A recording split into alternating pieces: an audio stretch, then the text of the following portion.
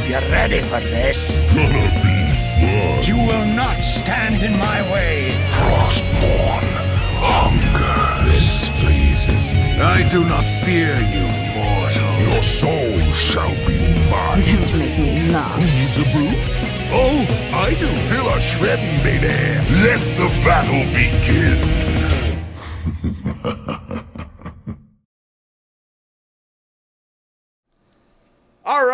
All right, and I'm a little off on my camera, so I'll fix myself as we go. But hello and welcome to Trollin HGC, the 8th episode, a Heroes of the Storm podcast focused on esports, a member of the Trolls.gg podcast network. I'm your host, LiQuid, and I'm joined today, as usual, by Bahgz. How's it going, man? What up? All right, and you may notice that we have a third person on camera with us today. That is by design. We have Trent. I'm just going with Trent, our esports consultant, right? That's what we're going with, esports consultant. So we have Trent with us. That is the title today. I've given myself. All right. So we have Trent today with us, our esports consultant here, to discuss all things esports related. But before we jump into that, I'm just going to run through some other housekeeping things. So, wow, man, you even wrote an intro and I totally didn't read it because I wasn't even looking at it. Oh, my God. You know what? I'm just going to go and I'm going to read what Bahgz wrote because Bahgz had me covered and I'm a hot mess tonight. All right. So we're joined today by our first ever guest on the show, professional esports blogger Trent. That's me. Would you like to briefly introduce yourself to our listeners as I fix other things that I messed up? I would. Thank you for the very solid introduction. So yeah, some of you guys have probably seen my articles posted on the Heroes of the Storm subreddit throughout the past couple months. Apologies to the like 4 of you that care enough to have noticed there hasn't been any in the last month or two. If you go to my blog right now, you will see a overload of Super Smash Brothers content because EVO happened a week ago. And for anyone that doesn't know, EVO is basically like the Super Bowl of fighting games. It's a very, very big deal. It's like BlizzCon, but on steroids in Las Vegas.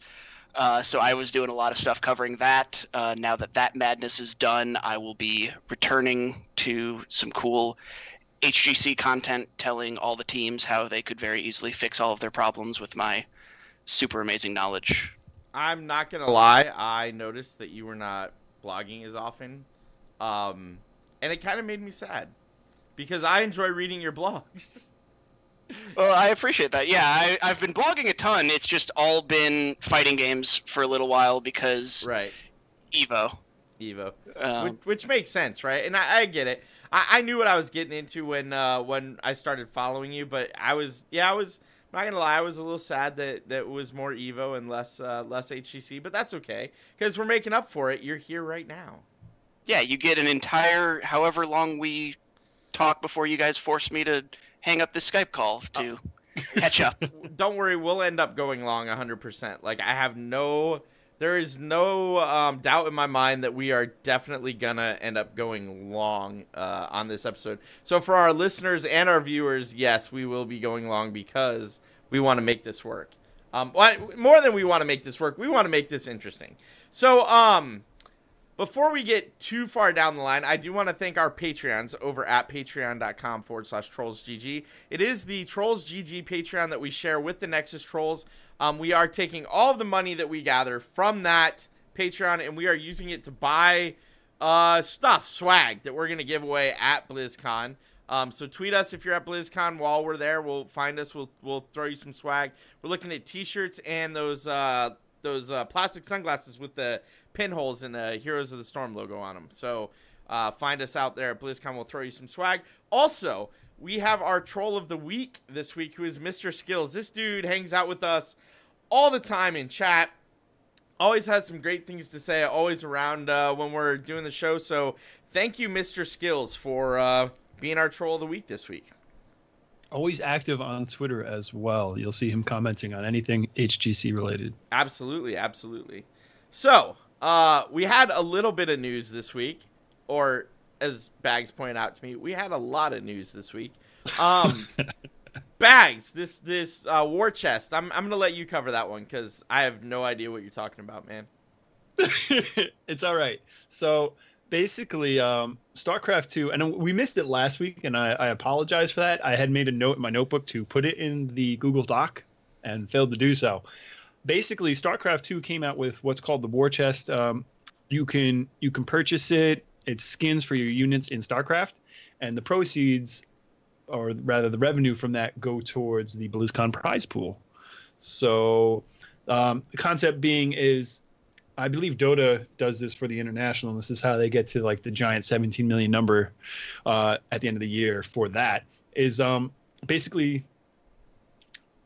skins you purchase, part of the proceeds, like a portion of that money goes towards the prize pool at the end. And I was just curious if that would work for Heroes. Yeah, I mean, I don't see why not. And then shortly after I put this in the notes, we got dropped with our Cheers bomb yesterday. So let's talk about Cheers, because I know how I feel about the Cheers. Oh, actually, before we go into that, I want to hit two other things just in the news, because I feel like we can talk about the Cheers for a while. First, Jay Shreet posted a great write-up, in my opinion, on some of the struggles they're still having in Latin American scene. And I think that's probably true of all the minor regions. Basically, you know, we're still waiting to get paid. There's still not enough good scrim partners. Like, all of the things you would expect out of a minor region. It's a good read. We link to it in the show notes, so you guys can check that out if you want to. But, Trent, did you get a chance to look at that or no? Because I know you've been busy with EVO. I didn't get to read the article, but I know, like, the struggles of the minor regions, the wild card regions, are very, very similar to the early days of League of Legends. So I can imagine that, knowing what I know from covering that scene for so long, it's probably pretty similar trying to get going when there's just not as much a concentration of money or of talented players. It's like a catch-22, right? So it's a smaller scene, so it's hard to invest money into it and grow it. And part of that is, you know, it's hard to grow the scene if you don't invest in it. So it's like a vicious cycle. Yeah, right. I mean, it's kind of always going to be that way. Like, there's just not a great fix for it. Like, if I was talking to someone in Latin America or one of the wildcard regions, honestly, a lot of my advice would be kind of what Jay Shreet is trying to do, which is use that as a proof of concept to get yourself then into an HGC team that has actual money. Right. Yeah. Well, that's it. Really, ultimately, that's what he ends up having to do, right? Like, there's only so much money that you're going to find in a minor region, and so you're going to have to look at moving into a major region of some kind, no matter what that kind is. All right, so we also got a tweet saying Blizzard HGC was actually going to be on TV. It's a Disney Channel thing, but the important thing to me is they're going to actually show HGC on TV. I'm excited about that. Did you guys see that? I mean, it was a real minor tweet. Like, it wasn't big news, but it was news to me. So I can go off on this for a little bit. All right. Because it kind of weirdly mirrors the two worlds that I follow. So I don't know if you guys know, but Disney XD actually showed the top 8 for Super Smash Bros. For Wii U at EVO. And that was kind of their big, we're now this gaming channel, because it was originally Disney XD. Right. Where you had like Disney action cartoons, right? Disney demographic of boys who like to still buy toys but don't like Mickey Mouse, basically. Okay. So they showed that, and then they also showed the Street Fighter V finals, which I think a lot of boys learned some stuff about themselves from seeing some costumes that accidentally made it up onto that broadcast. Yeah, look up, if you don't follow Street Fighter, look up a picture of Cammy real quick and her default costume. That made it through one game and then was very rapidly changed. Was it? Yes. Really? They've asked them to change it? Yeah, it was a thing last year too, because Street Fighter was on Isn't she ESPN2. She the army girl? Yeah. Yeah, I thought the army girl who's in a like very, very thong. Yes. I thought she wore leggings. No, it's a one piece. No, No. you're thinking of Chun-Li, who has leggings on in hers. Yeah.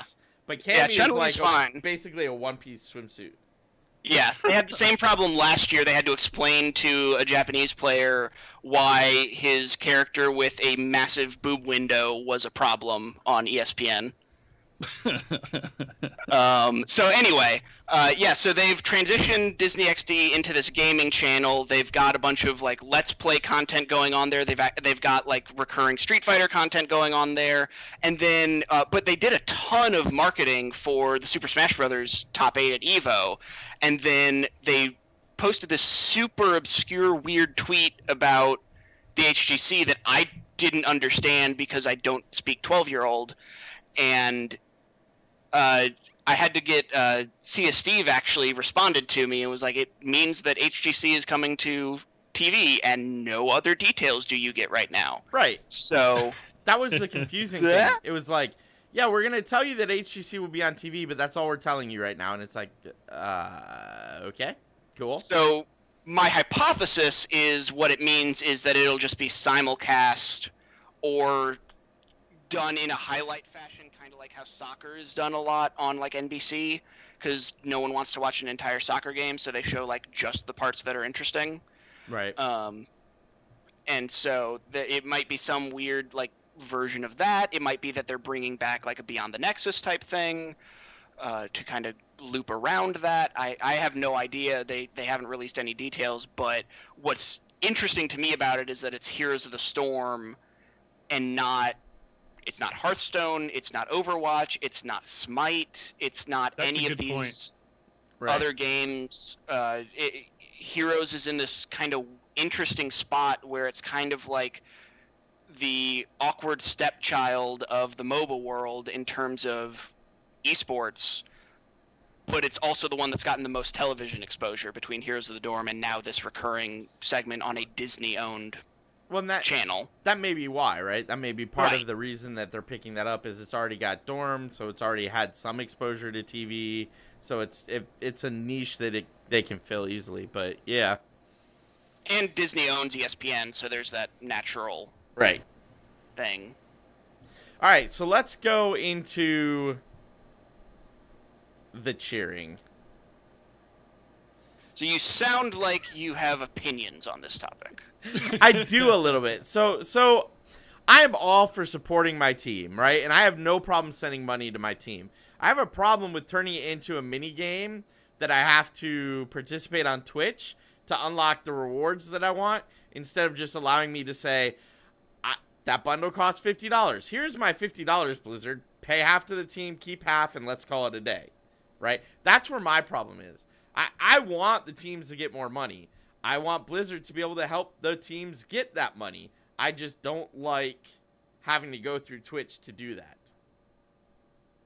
So it sounds like you have the same opinion that Gwaz had when we just recorded the Weekly Blizz just now. It's why the middleman, right? Yeah. And I guess my current thought process on that is they want to drive people that already play the game. They want to see these skins. They want them to see these these rewards in game and like, hey, where'd you get that? How did you get that? And then they want to drive them to the stream to watch and kind of like get their hooks into them and get them watching the professional scene of the game that they play and already love. But I agree with you. I'm not a big fan of this, and I think it's because we already watch HGC, so it's like I would rather just buy like a loot box, an HGC themed loot box, and like I don't even necessarily have to just buy the specific item. I'm willing to like go play the lottery in the loot box and just get some stuff. You know, I don't want to buy bits and cheer and Twitch. Well, but I think that's their thinking. And now it's a third currency I have to maintain, right? I keep my gems, I keep my shards. Now I have to keep bits, like on a completely separate platform too. Yeah. But yeah, I mean, for me, like, I don't understand bits. I'm not a Twitch chat person, so I'm just not going to do it. I'm all for supporting teams. I've been on that bandwagon since day one. It's something that has been a proven model in Dota and in Smite. There may be another time to get into a longer conversation about some of the problems that people have with the international.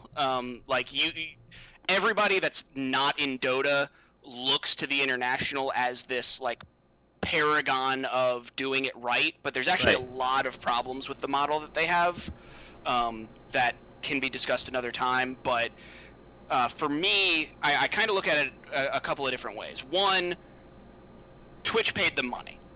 Like, there's no way that this is not benefiting Twitch as a proof of concept to get into other esports. Right. I have zero doubt in my brain that Twitch was like, hey, do this thing that you'll get some money from, and we'll give you some incentive up front, or we'll give you a larger cut of it for 6 months, or some kind of deal happened to where this was worthwhile for Blizzard.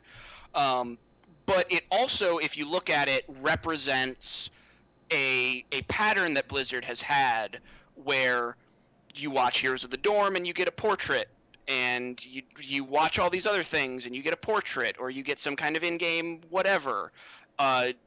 They seem to have this idea that people don't want to watch, but we can trick them into watching by basically paying them to watch by giving them in-game stuff, which to me is dumb, I guess, is the way I would say it. Like, well, right. And like you know what my struggle is? I watch it on the TV. I don't want to try to chat and cheer people. I watch it on a freaking TV for a reason. I want to sit down and I want to enjoy the game on my big screen TV. Chat, like what? No. 100%. 100%. We throw it on the Fire Stick at the house here, and that's how we watch it. We don't watch it on the computer. Or on the PlayStation. It's on the TV, and I have no interaction with Twitch chat at all. I don't even realize it's going on the side because you're in full screen mode. Right. You know? Right. So I think what Blizzard is thinking is going to happen is that somebody sees like K1 make an amazing play, and then they drop a cheer for GFE. I'm curious to see if that works, but I have a feeling what's actually going to happen is the very core, small, passionate HGC fan base is just going to make the active effort to be like, I really like Team Freedom. Here is some of my dollars for Team Freedom. And they're probably going to do that not even when HGC is happening, because they're going to be watching HGC when it's happening. Right. Because all the people that are really passionate, most of them hide Twitch chat. Right, like you know what, when I sit there, I watch the game, I have a notebook, and I have usually like Master League or something else up so I can quick glance at stats. That's all I'm doing. I don't like it's no, and so that's where I'm gonna end up. All I'm gonna do is I'm gonna say, here's my money, give me the packs that I want. Thank you. I'll throw some money towards Red Candids or Canids because why not? I mean, it probably gets stuck in the backlog of what Blizzard owes him anyway, but I'll throw some money down there for him, right? Same with Nomia. I'll hit the minor region teams. I'll hit Roll20. I'll hit the couple teams I like and call it a day. Here's the thing. I don't think we're going to be able to support any of the minor region teams. It's just going to be the 32 major region team. No. It's all 32 teams. Okay. Right? Wait. No. 8 times 4. Do the math real quick. Shit. That's bullshit. What the hell, Blizzard? You're not even giving the minor region teams love? Oh, yeah. What? Yeah, it's just a major. Wait a minute. What? Hold on. That to me actually makes sense. Like, nobody watches the minor region teams. That's more stuff for their back end to do. Yeah. But damn. So that doesn't surprise me. Like, it sucks, but it doesn't surprise me at all. But I want to weigh. So here's my problem. Like one of my big things, and listeners to the show know this. Like, I want to support the esports scene. That's why I'm doing all of the various things that I'm doing right now. And to be able to say, you know what, minor region teams, yeah, I have some money, not a bunch of money, but I can throw you guys $40 for your team. Yeah, that's not a lot, but hey, it's 40 more US dollars than you had last week. And I can't even do that. And I get that you can't do all the minor region teams, but come on. The teams that have made it to the internationals the past 3 tournaments, like, is there a reason they can't be included in that?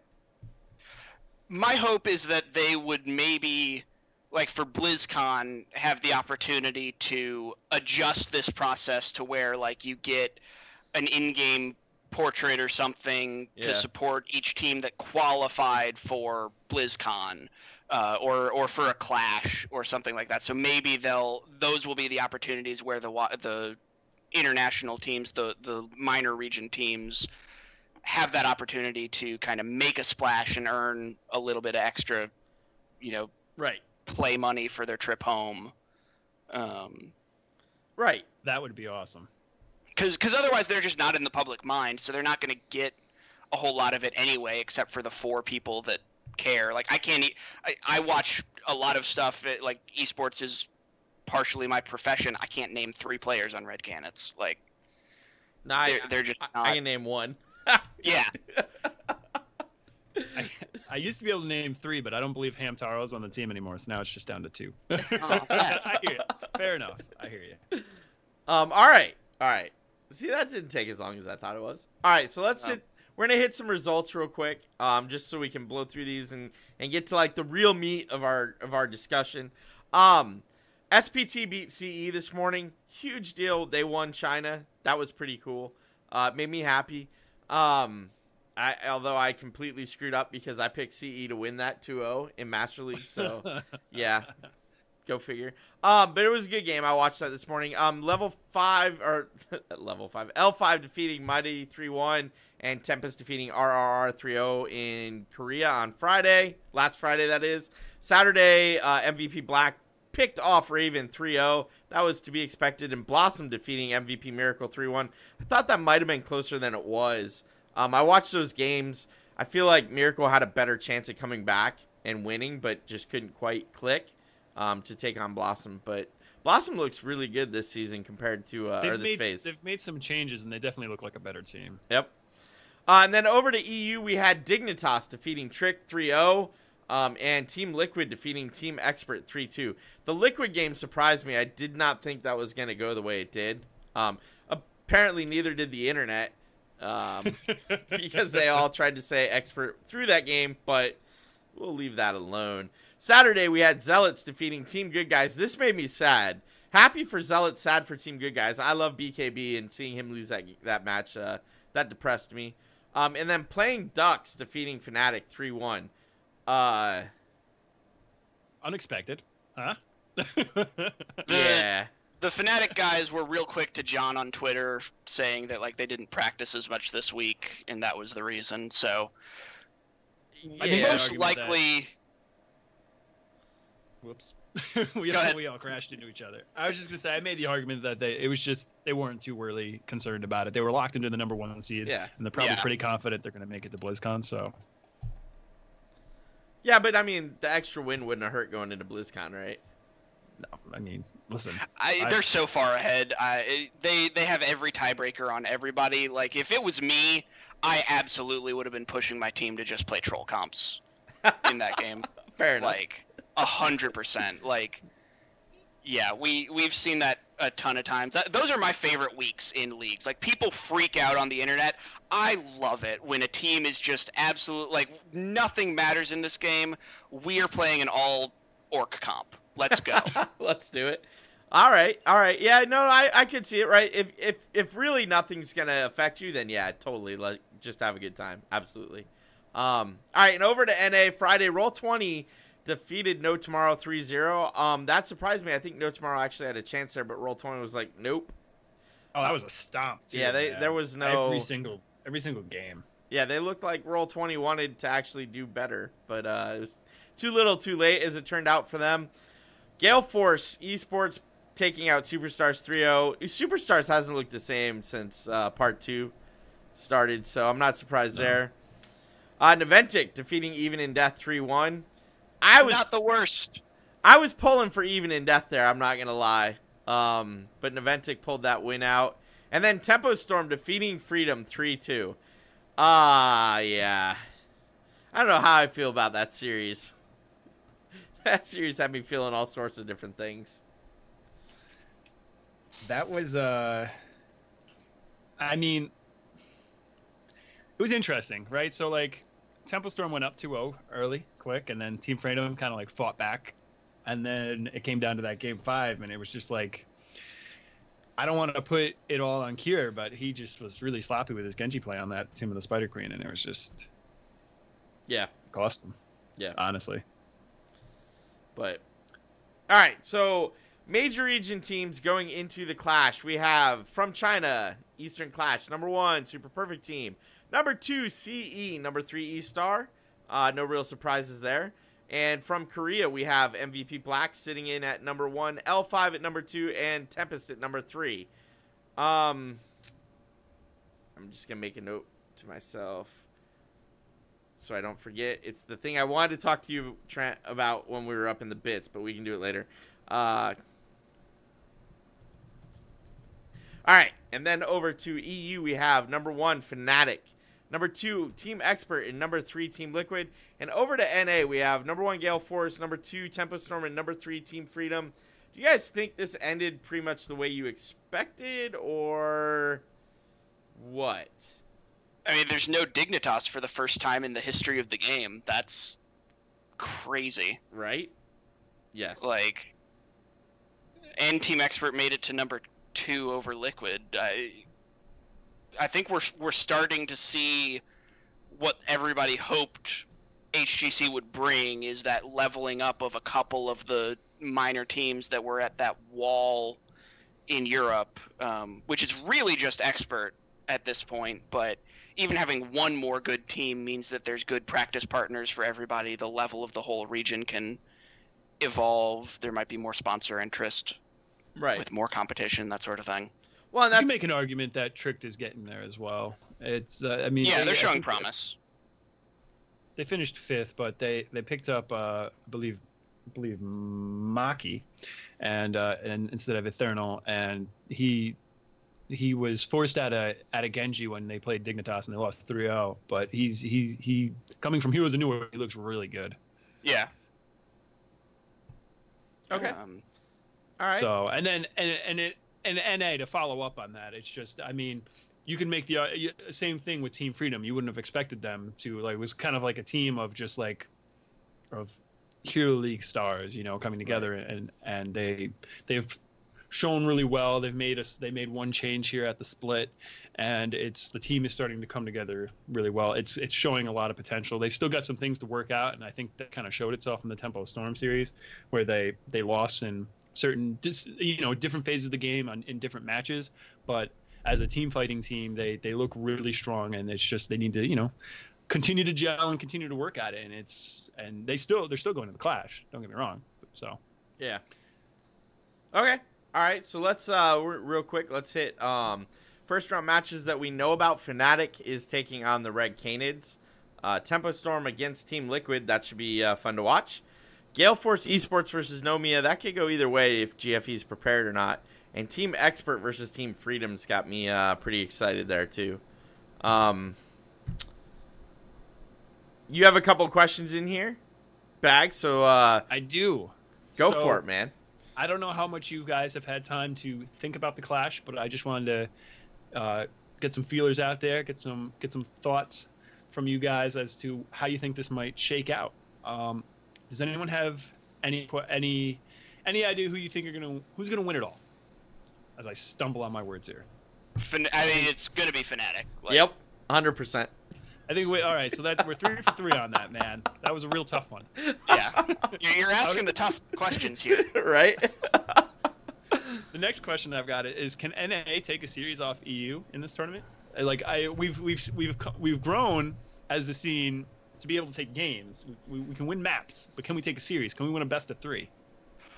Yes, because Expert made it in instead of Dignitas. I do not think they are the better team. I think it is 100% because Dignitas was trying to adjust some things and did not have time before the season started. I mean, if you look, drafters, yeah, shot callers, and yeah, exactly. They were not the Dignitas we know and love until the very, very last week. If they were here, they would be in contention with Fnatic to be in the finals again. I do not think Expert is the second best team in the region. I don't think they're the third best team in this tournament. I think, yeah, Gale Force and Tempo and possibly Freedom can take games off of them. The question for Team Freedom and Team Expert is going to be that LAN experience. How many of the guys, like Cure has actually been on that stage thanks to Here's the Dorm, so he's got a leg up. It depends on how much of a carry god he actually is. But I feel like Expert has a lot more LAN experience than Freedom does, though. They definitely do. Right. ADRD alone. Yeah, ADRD is a very strong veteran who will come into this with the research and the preparation. So I could see that going either way, because I think, again, with Cure, I really genuinely think that he is he's what Tomster should have been before all the teams got their hands on him and ruined him. Right. Which we can talk about later. But if Cure is like the next savior of here's the Storm carries, I think they could surprise a lot of people in Europe. But I expect Fnatic and LiQuiud to, if not be fighting in the grand finals, to be some combination of 1, 2, and 3 at the end. Okay. And then Gale Force is going to be the big question, because we see like CAF and K1 ever since that BlizzCon they won tend to like to forget how to draft Heroes of the Storm when they get to LAN. That's a great way of describing it. They super do. It's the weirdest thing. But now they've got that Gale Force, structure behind them. They've got Fan and Udall, who have been veterans of the team. They've got a structure and an organization behind them that's going to be giving them prep, that's going to be giving them analysis and data. So if they actually put in the prep and have that game plan going in and don't screw themselves in the draft, they have the players on that team are good enough to contend with anybody else that's there. If only they had a coach. That just blows my mind. But anyway, we'll leave that alone for now. We don't need to go into that. All right, so we're gonna hit some amateur scenes. So one of the things that I like to really make sure is pronounced is the amateur scene, because without a strong amateur scene, we won't have a strong pro scene. That's just the way it kind of goes, right? I mean, sure, you can have a strong pro scene, but it's never gonna. You won't have that challenge, right? You'll never have. You'll have 3 strong pro teams, right? And that's it. You'll never have growth, right? So I like I like the amateur scene. Let's jump over to EU Open Division standings. Just quickly hit them over. We got number 1 is Leftovers. Number 2, Bushido, still sitting strong. Number 3, Run It Down, and number 4. Wait, I have feedback on how to say this. Cheeseisen. Yeah. All right, we're going with that. I'm sure I'll get corrected again. I like that. So, which apparently, thank you at Leonardo. Oh my God, I can't talk tonight, Leonardo. Who you had the hard one to say, right? Who actually that one? Who actually corrected me, and basically it's German for any kind of gun like a revolver. He's been listening for a while on YouTube, loves what we're doing, and wants us to continue. So thank you for correcting my pronunciation of that. But over to NA's Open Division, where we continue to have some weird shit going on. The semifinals and finals for Cup number 3 were last night. It was Donkeys RS losing to HID in the semifinals 0-2, and Imported Support beating Flame is Lame 2-0. HID would move on to win against Imported Support 2-0 and take the win, making Donkeys R Us the number 1. Players Unknown no longer exists, but they're still sitting at number 2 point-wise, and Imported Support in 3rd with Flame is Lame rounding up the top 4. Here's the messed up thing. They're doing a bonus cup tonight to make up for the FUBAR things they did in Cup number 2. And then this morning, so first, they only gave Team 5 days notice of, hey, we're going to jam a bonus cup in here. Is what it is. Sounds about right. Right? Still weird, but they decided to do it. Which was also supposed to be, tonight was supposed to be Heroes Hype Tempo Storm Season 2 finale. They moved their finals off to next week, August 2nd. So Gosu's like, cool, we're totally doing this. July 26th, bonus cup. It's coming down. This morning, they notified everybody. Oh, it actually wasn't even this morning now that I'm thinking about it. Hey, by the way, tonight's going to be played on the Tournament Realm. Don't screw up like you did last time. When do they last minute change? At 1:15 today, they notified all the teams that the cup tonight, that started at 9, so it's running right now, would be on the Tournament Realm, which is the thing that caused all the problems in Cup 2. Honestly, it should just be run on the Tournament Realm, period. I mean, these teams are competing to play in the professional scene. The professional scene plays in the Tournament Realm. It would make sense, personally. Same rules, same process, same game. I don't... Simplifies everything. Right. I don't understand why it's not that way. But so it would completely avoid this problem that they're having. It would set them up better for the Crucible when that time comes. So it's just...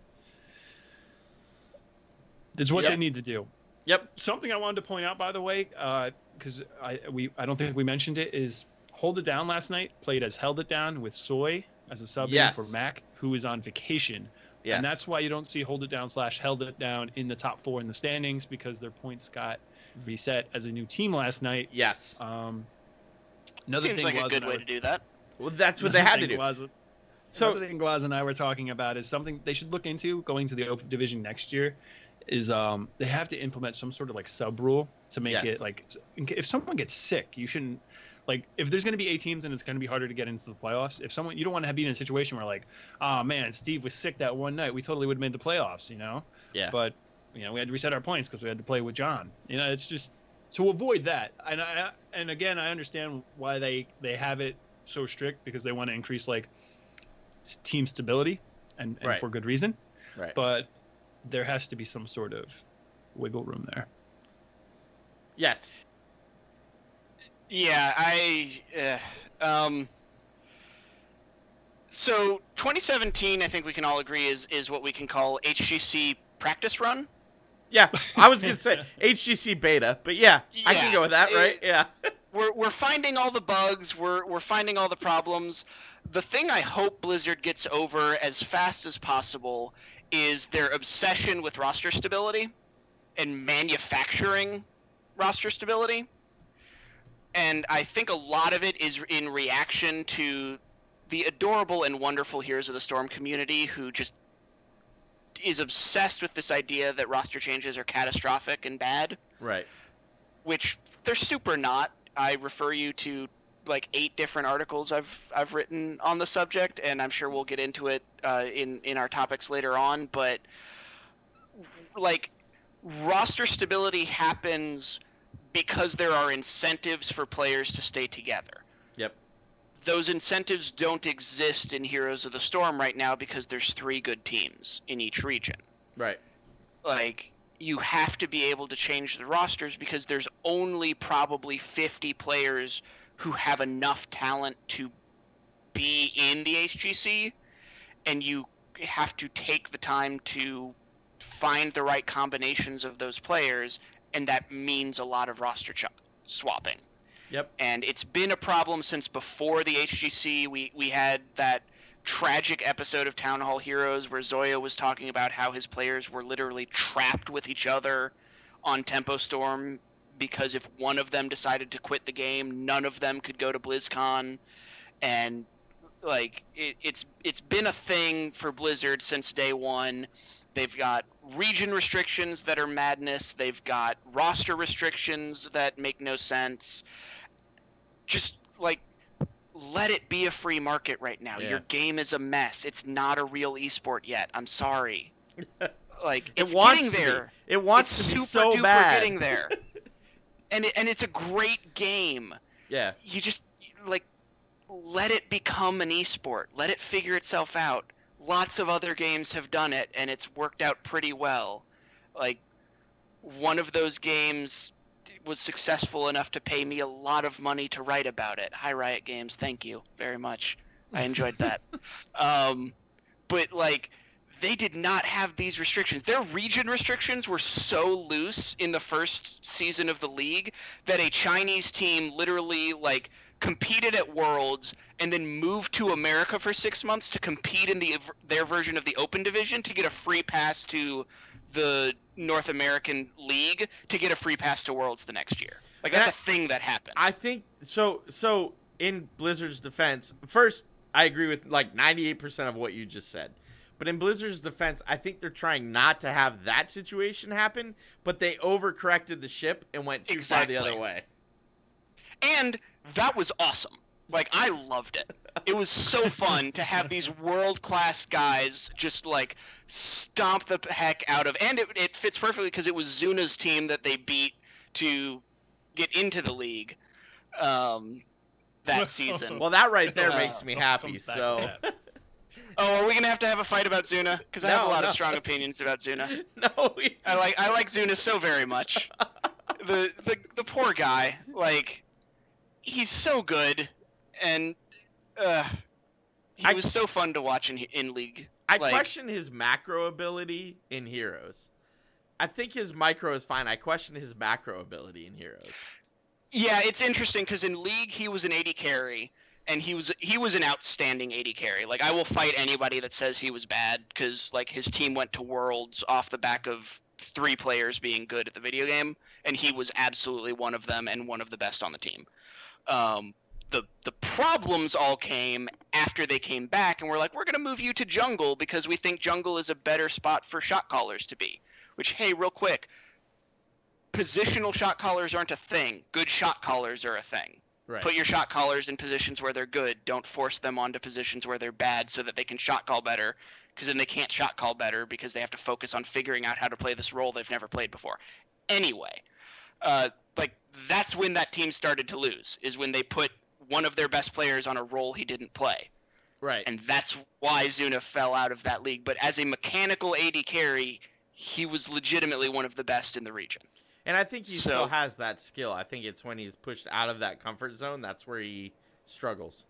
Exactly. And he hasn't had... He's kind of been able to run Niventic as, like, his team. And really what he needs... Like, what made him successful in League was actually his support player, Bloodwater, was the leader of that team. Like, Zuna was the most vocal player. He was the loudest player. He was the guy you could hear over the Shoutcaster mics in their studio all the time, which was awesome.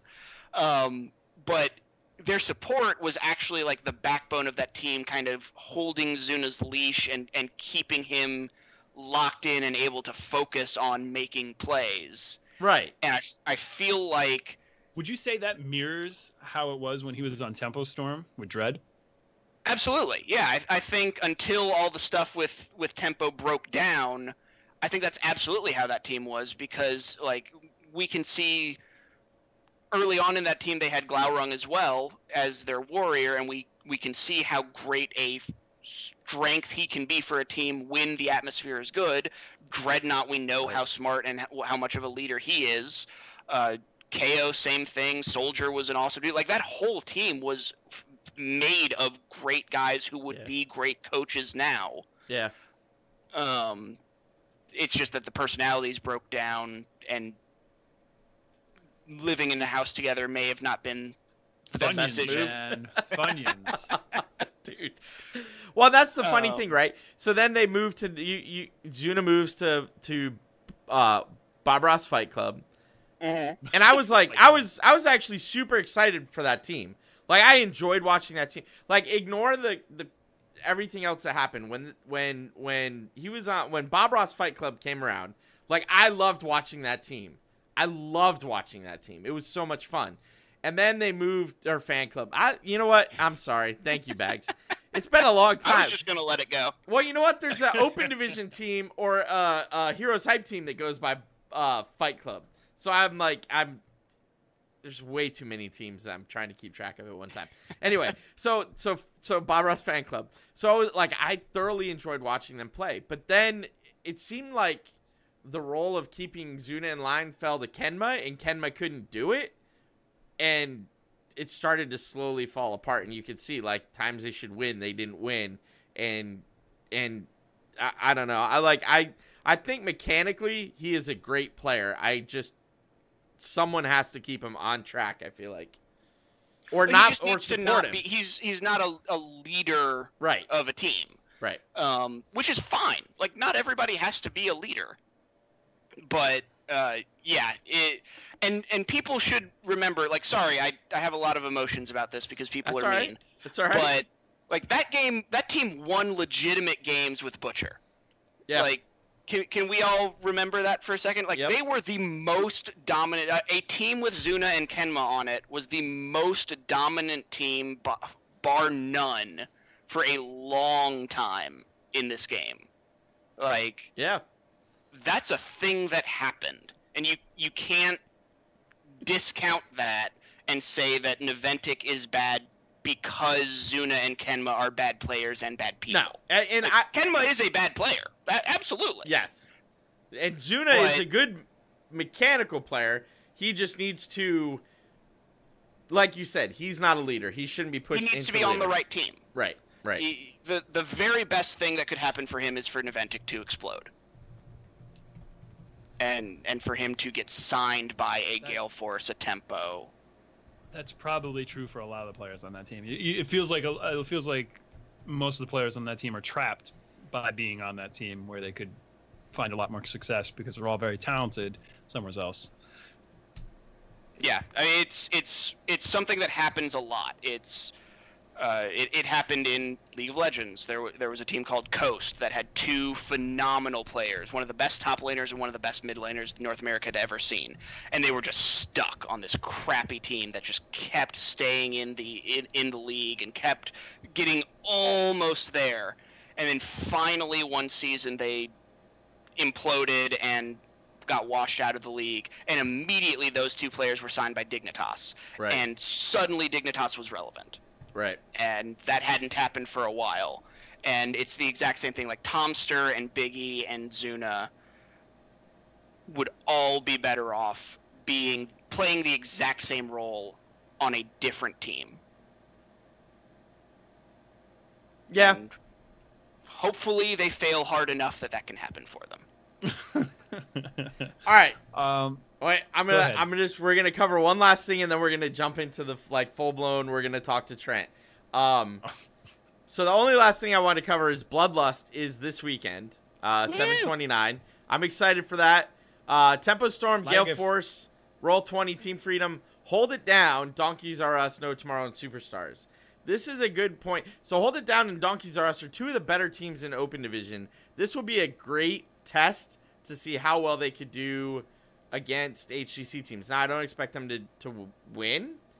Maybe they'll take a map, depending on how well they do. But I expect to see good things out of them, at least, and like really get a feel for how they're gonna match up against HGC teams. I wish imported support would have made it. They didn't. I don't believe they participated in enough cups, if I remember correctly. They did not. But I wish they would have made it. They like Specialty and the Aware are just phenomenal players, and yep, love to see them in the league. I agree. All right. You wrote the questions, man. You got this. Let's do this. It's interview time. Are you ready? Yeah. Okay. Trent, thanks again for joining us on the show. You are most welcome. It's a pleasure to have you here, man. This right here is why we got you here, but you've already been really insightful so far into the show, and I'm so glad we were able to get you on. I want to throw one thing out before you drop into your question. So I do want to point out that we have repeatedly used all of your heroes articles when we do the show. Like, seriously. Oh, that's awesome. Like the first 4 shows, I think it was timed perfectly because it was before EVO was going on. So it was like, you'd release an article and we'd be like, this is perfect. And we'd go into our show and we'd be like, and guess what? We're talking about this. And you know who wrote an article about this? Trent did. Here's his article. Here's what he says. And here's what we agree with. And here's what we question. It worked out perfectly. So, all right, Bahgz, go ahead. I wanted to ask you, how'd you get started writing about esports? So for me, just to kind of answer several of your questions at once, the first game that I was a console gamer as a kid. I played like Final Fantasy and Marvel vs. Capcom and stuff like that forever. Didn't discover PC games until World of Warcraft stole 3 years of my life. I think we've all been there. Oh, yeah. Still would go back and do it again because it's amazing, but it's Yeah, can't go back there. Anyway, so after I finally escaped that, I was looking for something to play. I found League of Legends, and it was right before Season 1 kicked off, and I got to watch Team Solo Mid become a thing. I got to watch their rivalry with Counter Logic Gaming develop. I got to watch the very first League of Legends World Championship, which was amazing. I can talk about those matches for hours on a show that's not about a competing MOBA product, but that made me fall in love with esports. I followed the scene really, really heavily in Season 2, and then in Season 3 they announced a league, and I was like, okay, esports is a thing. I have to be involved somehow. And that's what my advice to anyone who wants to get into esports. Esports is in a very weird place right now where it's not really a thing. Like, It's the Wild West still, right? It is very much the Wild West. All of the money that you see in esports right now is venture capital that's hoping this will be a thing in 10 years. Like, Energy, Dignitas, all these teams that are getting investments from basketball teams, Misfits, none of those guys are making money today. They're not turning a profit from their esports team. They are investing now so that in 10 years, when there is enough money to be self-sustaining, they're already the thing that matters. So travel back 4 years ago, and it was even more crazy. And so what I did and what anyone can do is I just started working. I emailed a website that wanted to cover the LCS and said, hey, I do writing good, and let me do that for you. And they were like, I don't have anything else going on my website. Sure. So I started doing recaps of League of Legends weekly series highlighting like the best games and all that kind of stuff. And then it just so happened that Riot decided to start LolEsports.com, which is their news site for the LCS, and they wanted to actually hire and pay writers. So because I had already been doing it for free, I had a portfolio. They had us write a sample article as a tryout. I did that, and then I got in as a correspondent covering the European League, eventually transferred that into just pitching them articles on a regular basis. A lot of those you can still go back and find in the archived website from like 2014, 2015. I ended up being one of their fantasy analysts when they launched the fantasy game, so I got to teach a lot of nerds how to play fantasy sports, which was real cool. And yeah, so they eventually realized that they were super duper overpaying writers, so they scaled down that scene, and they needed people that were both they didn't need as good of writers. They needed people who could write competently but could also do enough coding to put in their own graphics and embedded links and stuff, and I didn't know how to computers, so that was not a good position for me anymore. And actually, weirdly enough, that right around that same time, I stumbled into the opportunity to actually coach a team in the now defunct MOBA Infinite Crisis, where you could play as 7 different versions of Batman. Yep. Because that was a good idea. And it was actually a great game that just took the worst parts of DC as its theme. Yeah. I remember but, that game. Yeah, it was super neat. It was a great lesson in what not to do to create a video game. Yeah. It was like, let's take the most confusing version of a thing that lots of people like, and then let's make the version of that game that we're going to advertise to everybody be Dominion, that thing from League of Legends that nobody plays and everybody hates. Why is no one playing our game? But yeah, so I got to coach a team and manage a team in that for a little while, and then have just kind of found ways to convince people to pay me money to do things in esports and video games, and until now. There you go. What now you write about fighting games as well. What got you into that? Fighting games are amazing. Like, especially Smash Brothers. Smash Brothers. So I love Super Smash Brothers. Brawl was the game my roommate and I in college would come back to the dorm and just play 1v1 no items for 6 hours at a time. Brawl was the one for the Wii, correct? Yes. Yes, it is only thing between Melee and Smash 4. Yes, it is the sad bad version of that series. You want me to depress you right now? Oh, go for it. Well, in high school, we played Melee like a metric crap ton. My buddy and I. Did you know how to wave dash? I learned eventually. Okay. I didn't like. I'm from a rural area, so like we had like dial-up internet for a long time, so internet wasn't really a thing. But eventually, like when we got high speed my senior year, and I got on. Remember when GameFAQs was a thing? Guys? Hey! GameFAQs is still a thing, just to be clear. I looked it up to get past a temple in Final Fantasy X like last week. Yeah, it's still a thing. So when I got on GameFAQs and like got up through the forums and people were like talking about wave dashing and I'm like, what is this? Mm-hmm. You know, and so eventually I learned how to, but it wasn't something I initially knew how to do, and that's also when I found out that there were like tournaments and stuff for Melee. But what got me on this is that when the Wii version came out and my friend and I played it, we played it. You know, you beat the campaign, unlocked all the characters. Not the campaign, but that adventure mode thing that they had going on with all the little cutscenes. Yeah. And we unlocked all the characters. We played a little bit, and I was like, well, it's cool to play Captain Olimar and all, but Melee? And we went back to Melee. So, anyways, go ahead. I didn't want to interrupt. I got some more questions for Smash in a couple seconds here for you, though. Oh, yeah. You'll LiQuiuD control me because I will go off for 7 hours on Smash. Like, that's why my blog has been absorbed by it, because it is the most fascinating esport ever. Like, if you have not, go to YouTube, pause it right now and watch us, because we need you right now. Don't leave us. But when you have time, go watch the Smash documentary.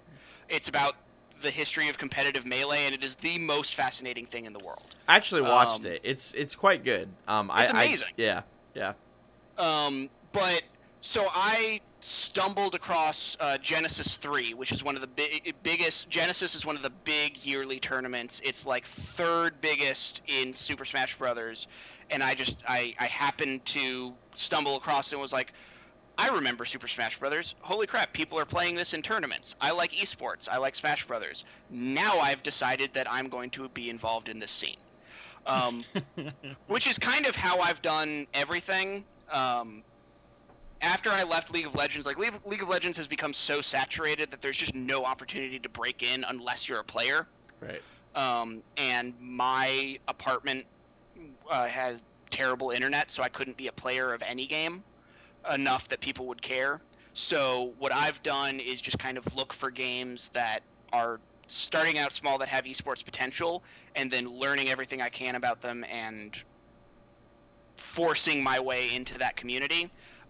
So that's how I stumbled upon Heroes. I was like, okay, Blizzard, MOBA, beta, I will find a way for people to pay me to be involved in this. Right. And that's how I got myself invested in Heroes, and Smash was the same thing. It was a game I was super passionate about that had a very strange esports scene, and I decided I had to know everything about it. And through that, and through a YouTube channel called Super Couch Fighters, that is all about Let's Playing fighting games, they kind of showed me how to actually enjoy watching Street Fighter. So then I watched Evo, and it has kind of become my second passion to Heroes, to follow the fighting game community, because it is so different. If you've only ever followed MOBA and team-based esports, watching fighting games and following the fighting game scene is such a fascinating, weird thing, because it was technically esports before esports, because they had arcades and they had tournaments in arcades. Right. But they've kind of just stayed that way. Like, it's still that. Like, Echo Fox now has players, but there's still kind of this weird grassroots thing where companies don't really know quite how to monetize it yet. My favorite thing, and it's like they kind of like love that they embrace like kind of like the nostalgia of it, is like when you watch it, or when I catch glimpses of it on Twitch, they don't play on a flat screen TV. They play on they'll play on I don't know, like we see them playing in a gym in front of people on like a big tube. Oh, for TV. Melee? Yeah, you can't. You cannot play on a regular flat screen TV because the input lag is different, and Melee has evolved so much and the inputs are so precise that you actually will, like, the top players will miss inputs and kill themselves if they play on a flat screen TV. I was reading that, like, some of them have broken controllers for that you same actually reason. have to have a broken controller in order to properly, like, L cancel and shield drop. Yeah. Like the best player in the world, Armada, actually dropped out of a tournament because his broken controller broke too much, and like everybody was offering to give him a controller, but none of them had controllers that were broken in the right way for him to do his tech skills. Right. So he dropped out of the tournament. That was the one I read about, because I was like, wait, it's broken? What? Like what? And I had to go read about this. Yeah, it's crazy. That's wild. Yeah, Melee is super weird. I just love that it's still a thing, and like as a kid growing up, I wanted that to be a thing. Like I wanted to, like, oh, this would be so cool, because like me and my buddy would go at it, and we felt like we were the best players in like our high school, you know. And this is the world's smallest pond, and we probably would have gotten out of our tiny little pond and got smacked, right? And this is the pre-internet age. Like you didn't know how good you were on like the grand scale. You just thought you were good because you were good in your little small group of friends. Yep. And at the time, I wished it was a thing, and like now it's a thing, but it's way behind me. Yeah. And it's just really cool. I do have one question for you on Melee though, because I want to ask, like, as a Link main, still Link main, is Link any good? Is that like a thing? They don't like patch Melee, right? So like, as far do as you like, want the real goes, answer or the answer that will make you feel good? No, give him the real answer. Break him. Give me the real answer. You can break him. He's booty. He's booty butt cheeks. He's bad. He's bad and sad and bad. You just made Guaz really happy. Young Link is better in literally every way. But in Smash 4, a Link main took 3rd place at the biggest Smash 4 tournament in history. So at least there's that. There's that. I'll take it.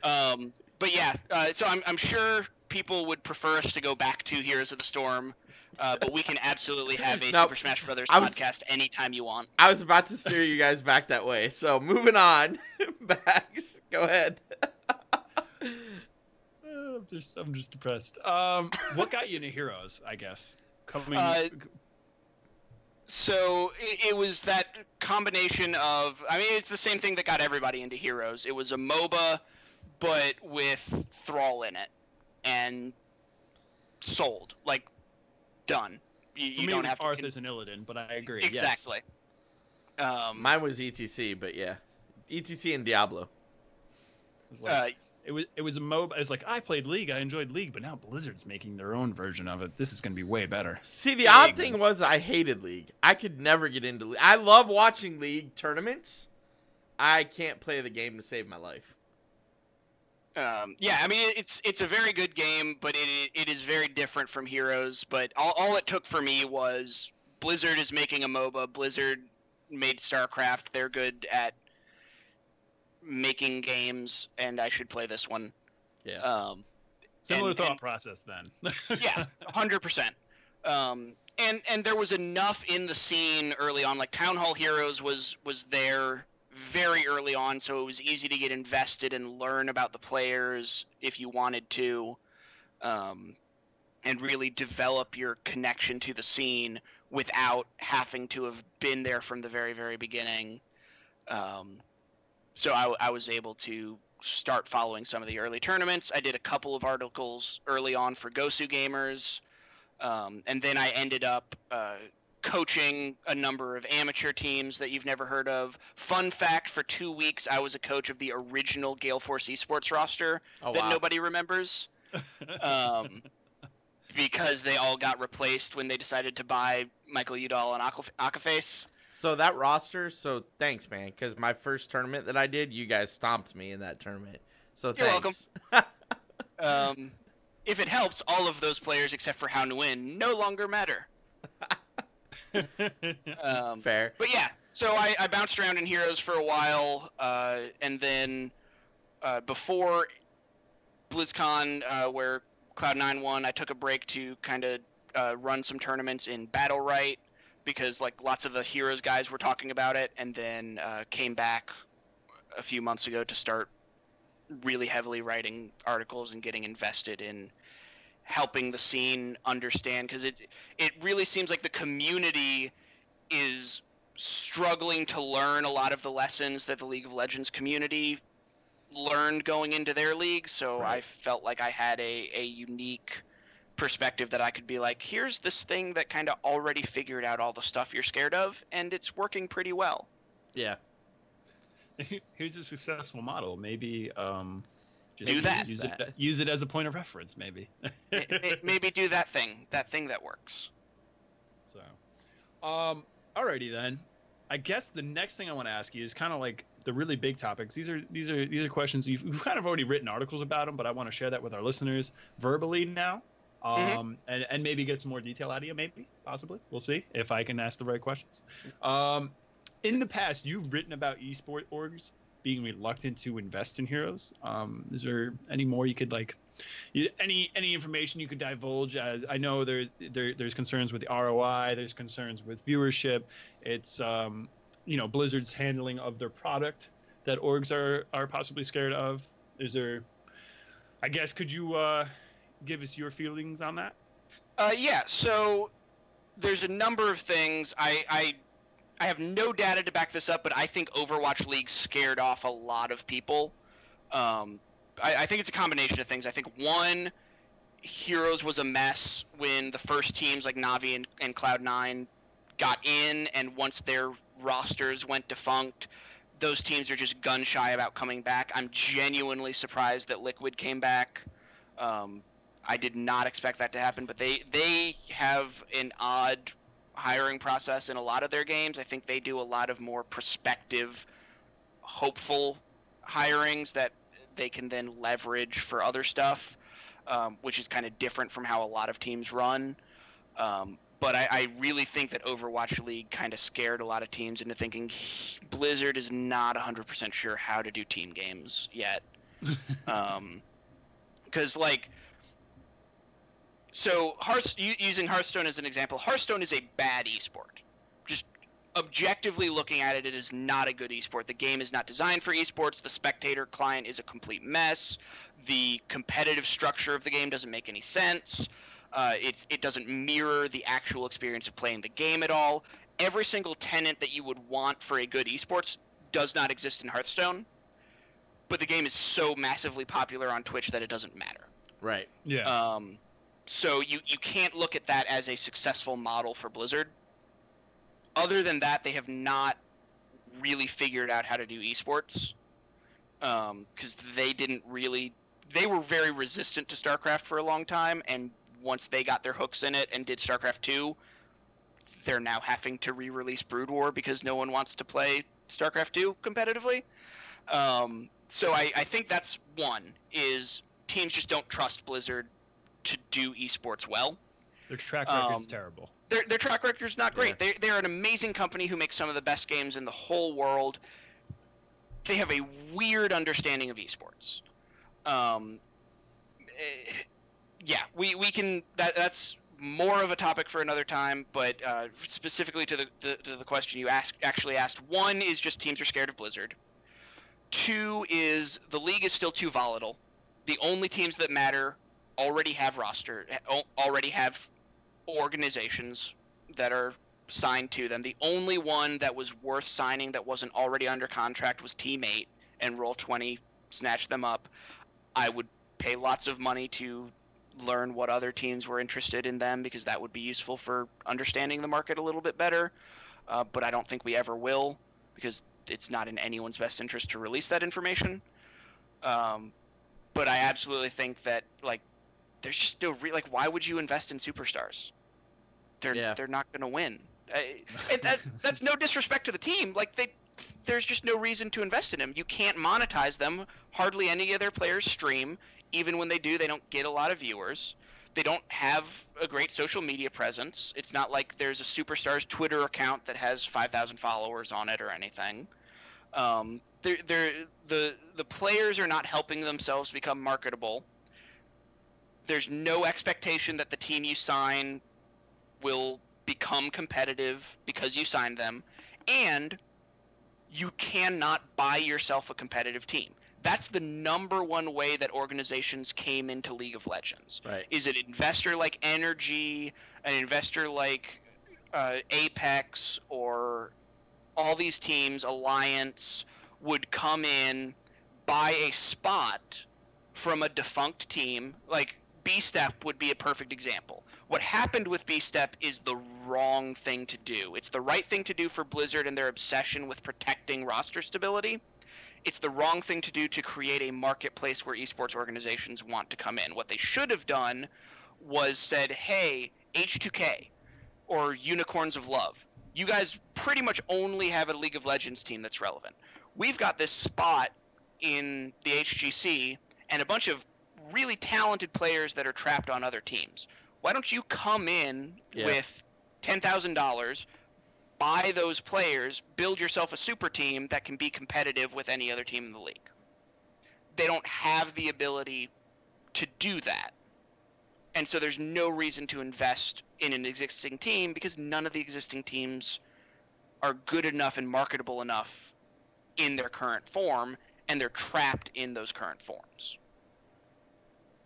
Yeah. So I think until that changes, you will not see those big teams come in unless a team like Freedom suddenly shows up. But I think Freedom is an actual esports team. They are. They're an org. They have a team in Dota 2 as well.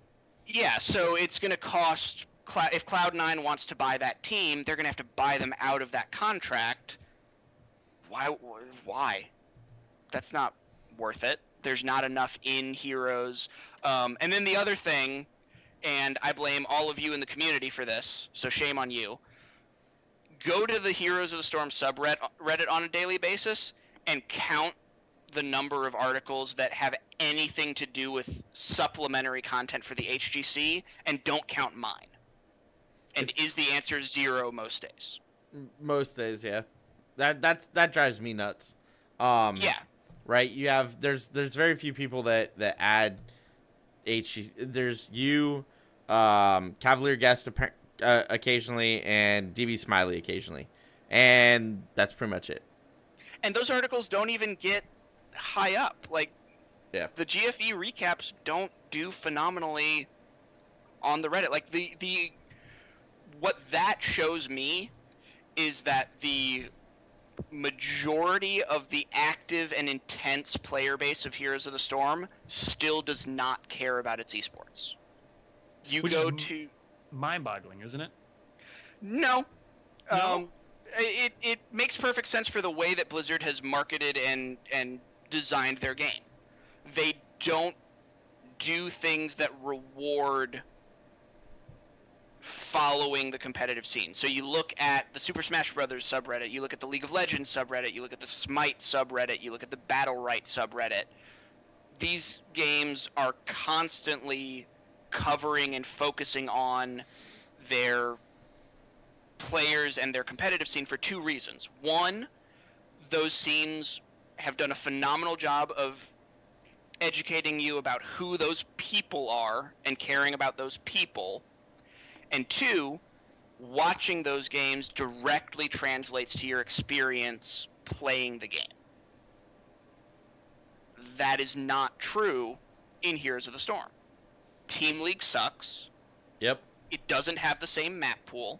Nope. You can't switch characters, so you can't draft the same way. You can't build your strategy the same way that the competitive teams do.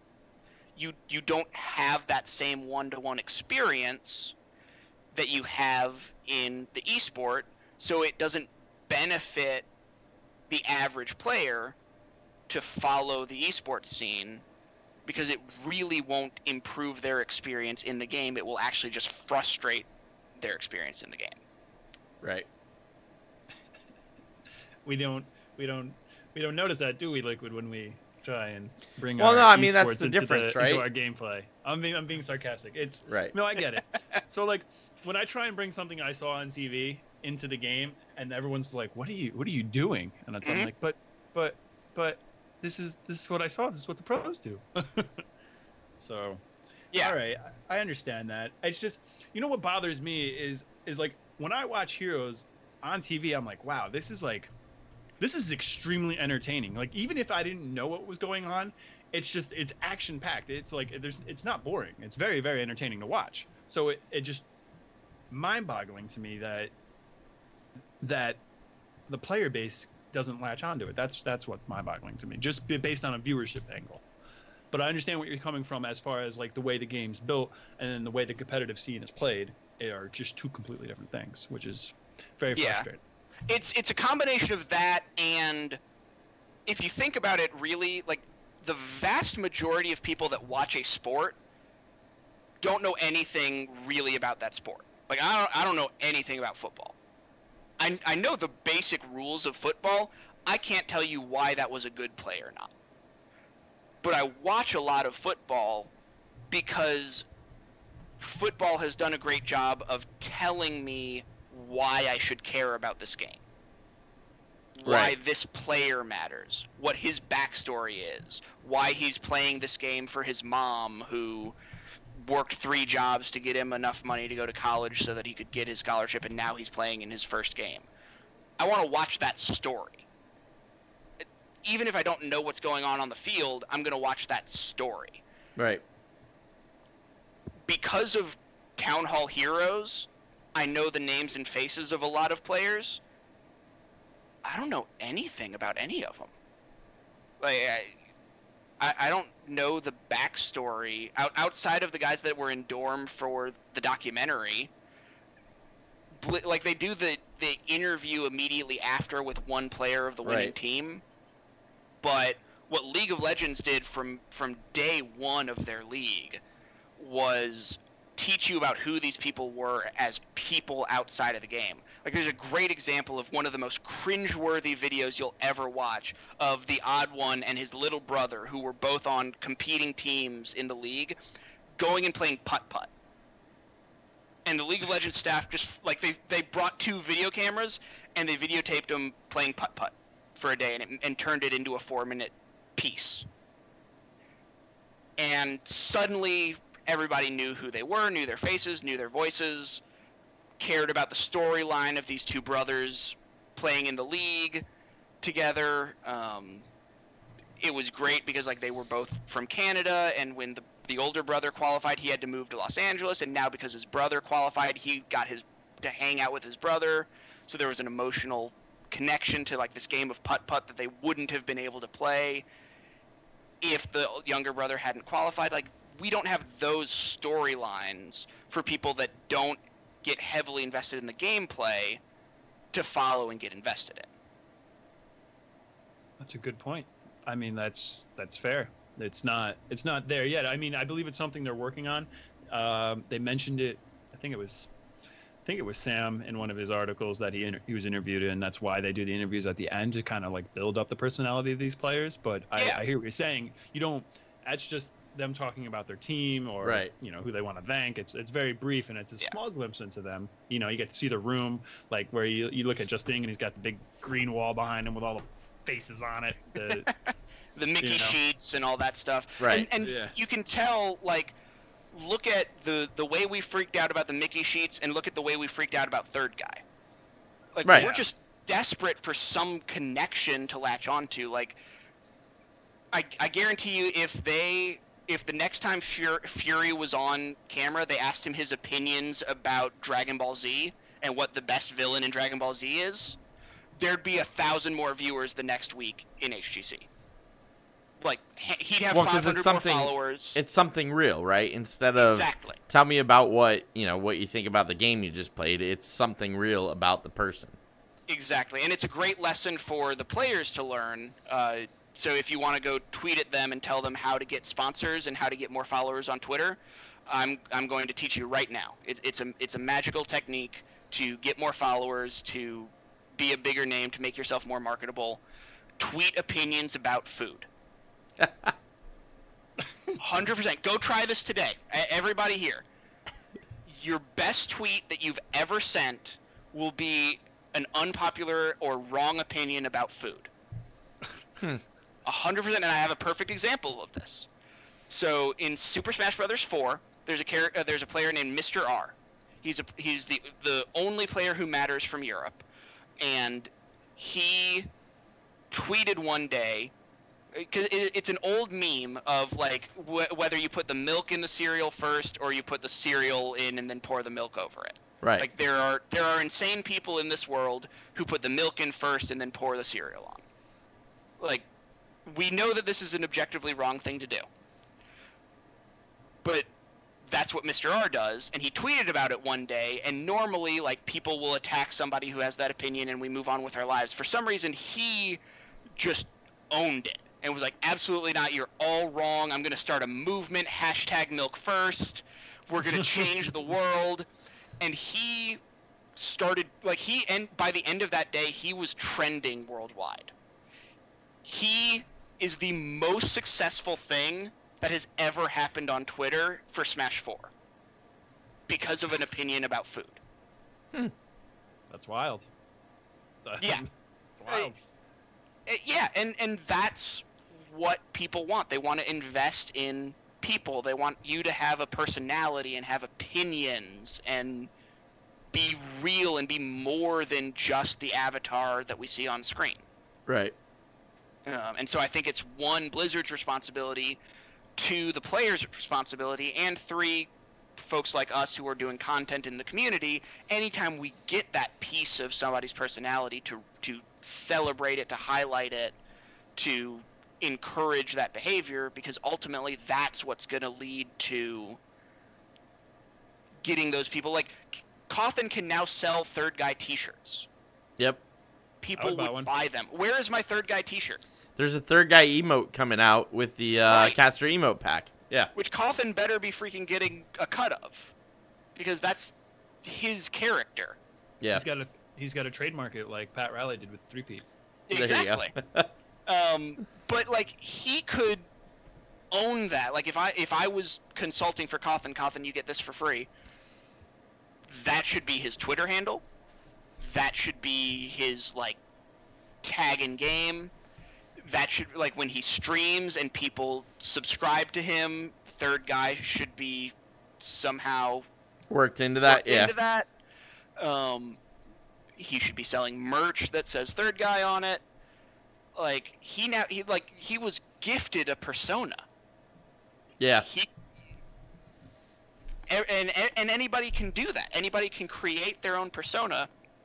You just have to have a strong point of view and tweet about food. It's a very simple formula. That's good. That's good. I'm gonna remember that. Funny. I'm gonna have to use that soon. Definitely. It works. It 100% works. That's wild. All right. Well, the next question I got for you. It's another article you wrote about. Roster swaps. NA, you are of the opinion that these changes are good when they're done right, specifically GFE. These were good changes. And you mentioned it briefly earlier that, you know, roster swaps are a good thing. And with the state of Heroes as it is, that you feel like it's a good thing. The community, I won't say 100%, but certainly the majority, at least according to Twitter and Reddit, feel that the reason why NA sucks is because they can't steadily stay together. But hey, let's look at Templestone for a second here. They struggled mightily for a second there coming out of the midseason brawl with the same roster that they've had for over a year now. Would you care to elaborate as to why roster swaps might not necessarily be such a bad thing? Yeah, I mean, I wrote an article you can look up called "The 4 Reasons to Roster Swap" or roster change. I don't remember, but basically, if your team is not winning, things have to change. That's just the nature of sports, and it happens in every sport. Every single year there are massive shakeups to every NFL team, every Major League Baseball team, every League of Legends team. Every League of Legends team in every region implodes every single season. Pretty much. Like, some of them stay together, and some of them that have success stick around for a little while, but they always make tweaks. They bring in a new coach, they bring in a new analyst, they bring in a new support. They bring in new players that are substitutes that take time, that share time during the season. They make changes until they figure out what's wrong. And that's what you have to do. And in Heroes, which is such a young game, like, the meta hasn't really been figured out yet. We're still in that early stage where we don't even know what the proper makeup of a team is. Like, should a team have a primary tank player, a primary melee player, a guy that plays Abathur, a ranged carry, and a healer?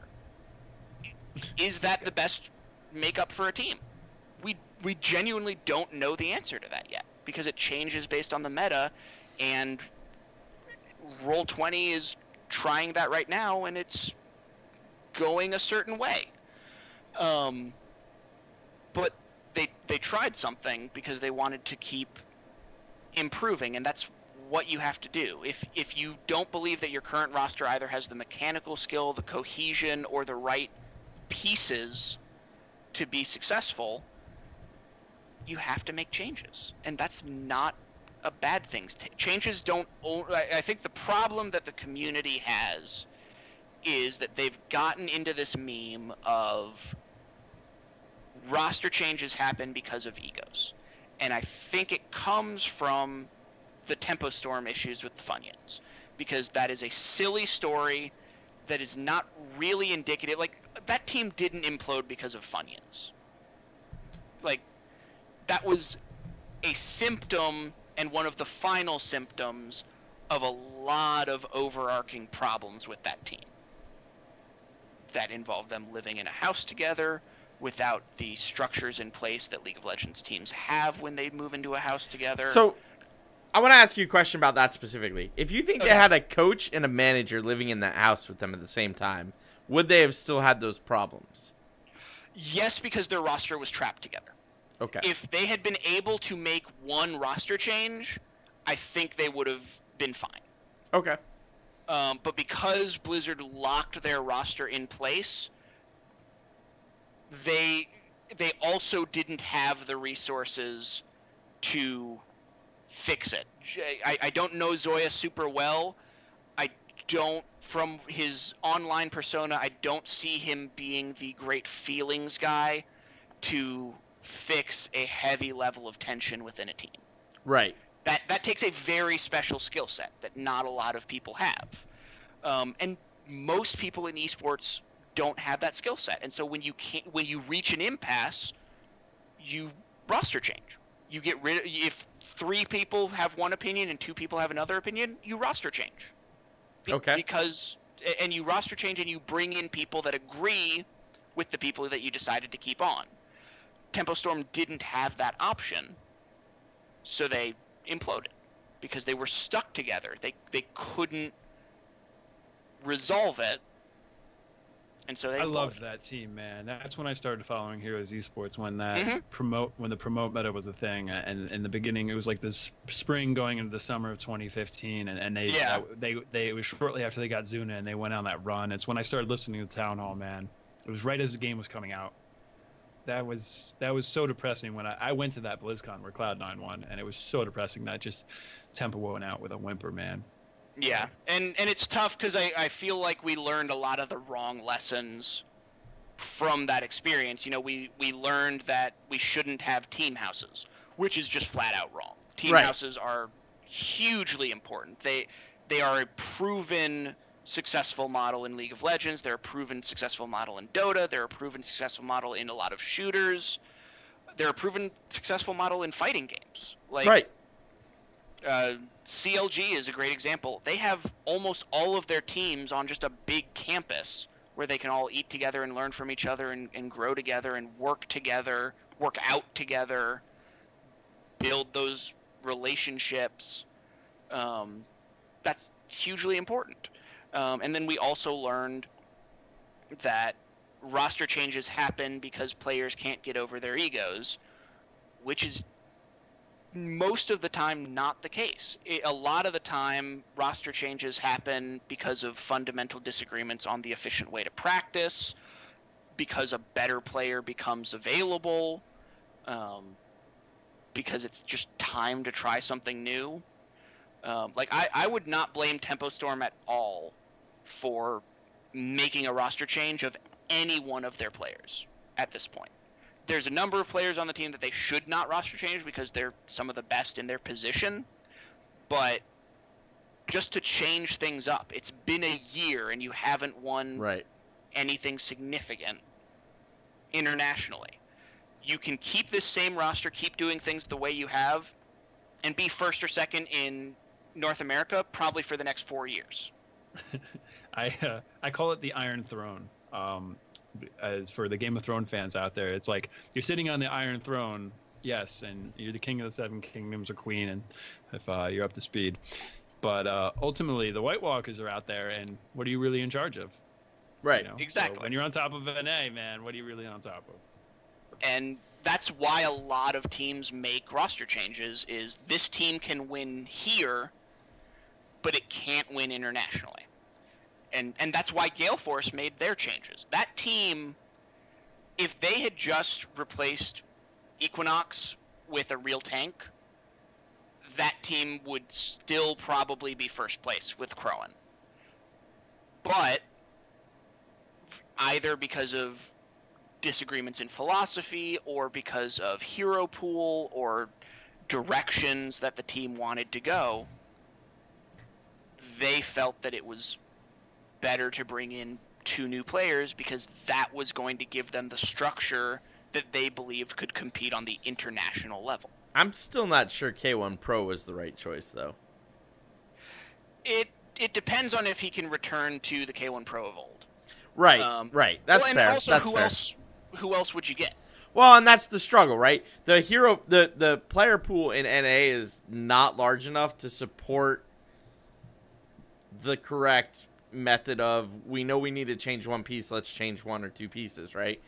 The player pool is just not there. So I guess when you really look at it, maybe K1 Pro is the best available at the time. I don't know. I think you're right. I think if K1 Pro can play like K1 Pro used to play, it'll be fine. He's not there right now, though. Yeah. I mean, it's working out pretty okay so far. They are first in the league with 2 huge roster changes. CAF seems to have returned to reasonable form. He struggled in the beginning. Yeah, he did. His stitches looked a little rough at the start. It's getting a lot better, though. He's never been a stitches player. Like, that's... No. They wanted to do cool things that they saw on the internet.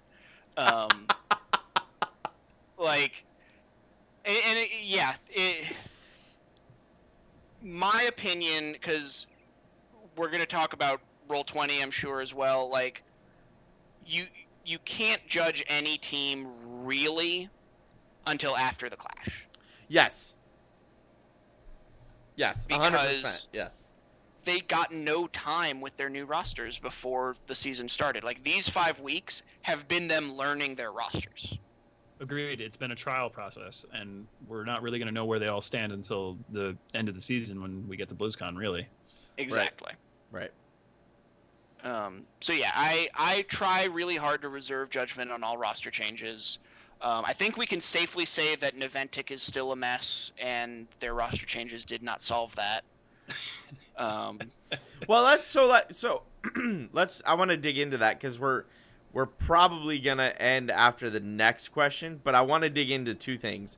1, okay, what you think is wrong with Naventic, and 2, what you think about Roll20.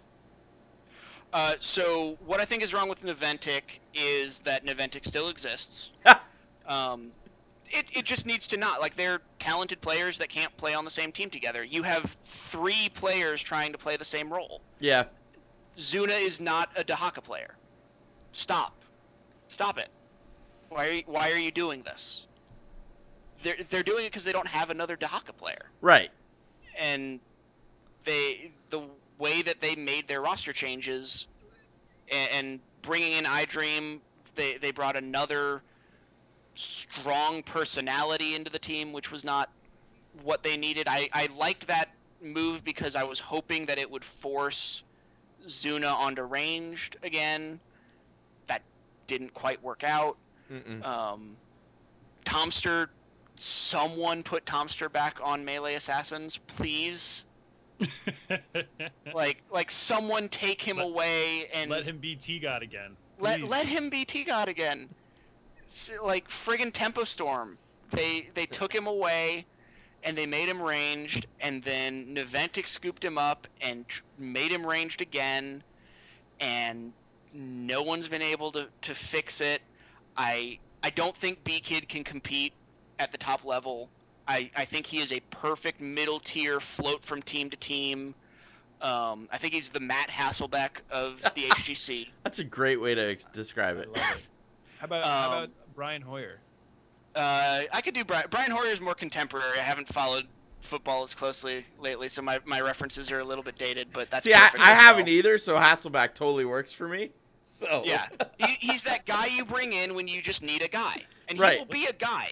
He won't lose you games, but he will not win them for you. Right. That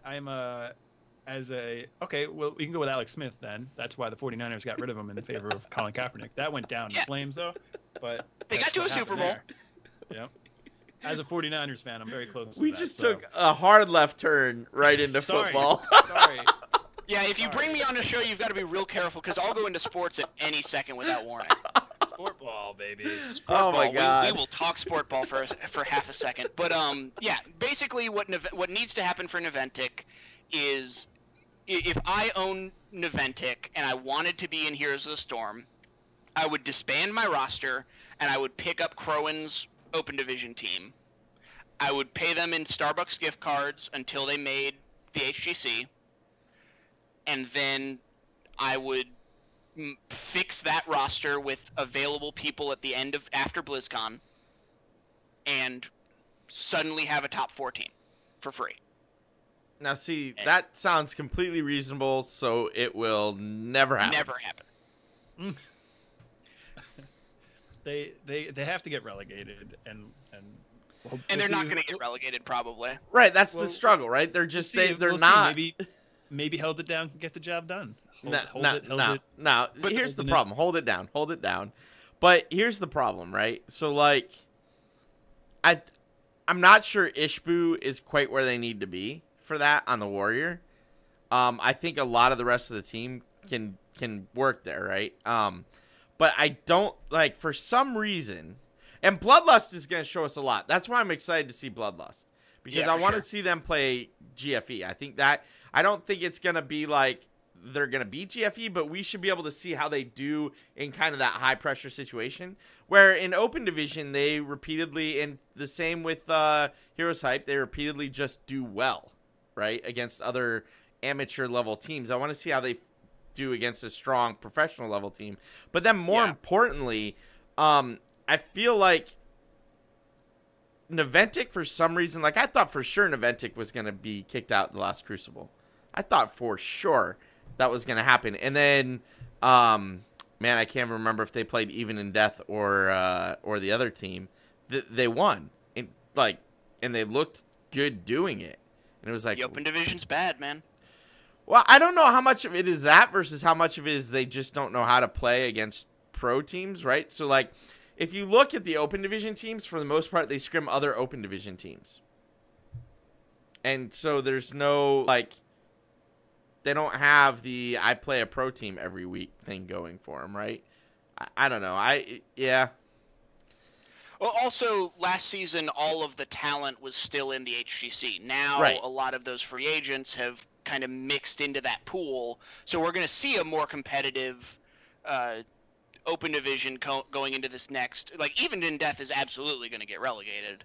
The interesting thing will be if there's one team that comes out of the Open Division that's the clear number one, I think they get to choose who they face from the HGC, so they'll choose Even in Death. Right. So then Niantic's going to face the weaker team, so we have every chance of Niantic getting stuck in the league again and having to only be allowed to make 2 roster changes again. Because if they stayed and then got to blow up their roster, that would be fine too. But they don't, right? Like, we know they don't. And yeah, they get to make 2 changes. Right. And 2 changes don't solve the a issues. team when you need to make 3. Like, they need a tank, they need a support, and they need not iDrain. Yes. They need Niantic and Tomster. Yes. As Tomster on melee, Zuna on ranged. Biggie needs to go to a new team because he can go thrive somewhere else in the exact same role Zuna's trying to fill. Yep. And then bring in a real tank and a real support and a real flex, and that team can go right back to the top. Yes. Agreed. Completely. But they can't make 3 changes. Nope. You're stuck. Well, that's the struggle, right? Like, Roster Apocalypse has a fantasy league, and they only let you make 1 change a week. And I'm like, I need to make more than 1. Like, so, you know, looking at that, I can understand the struggle. I do think it'll be interesting to see. I know EID is doing some crazy amount of scrims. It could be interesting to see what happens with them in part 2 of this phase. And if they can...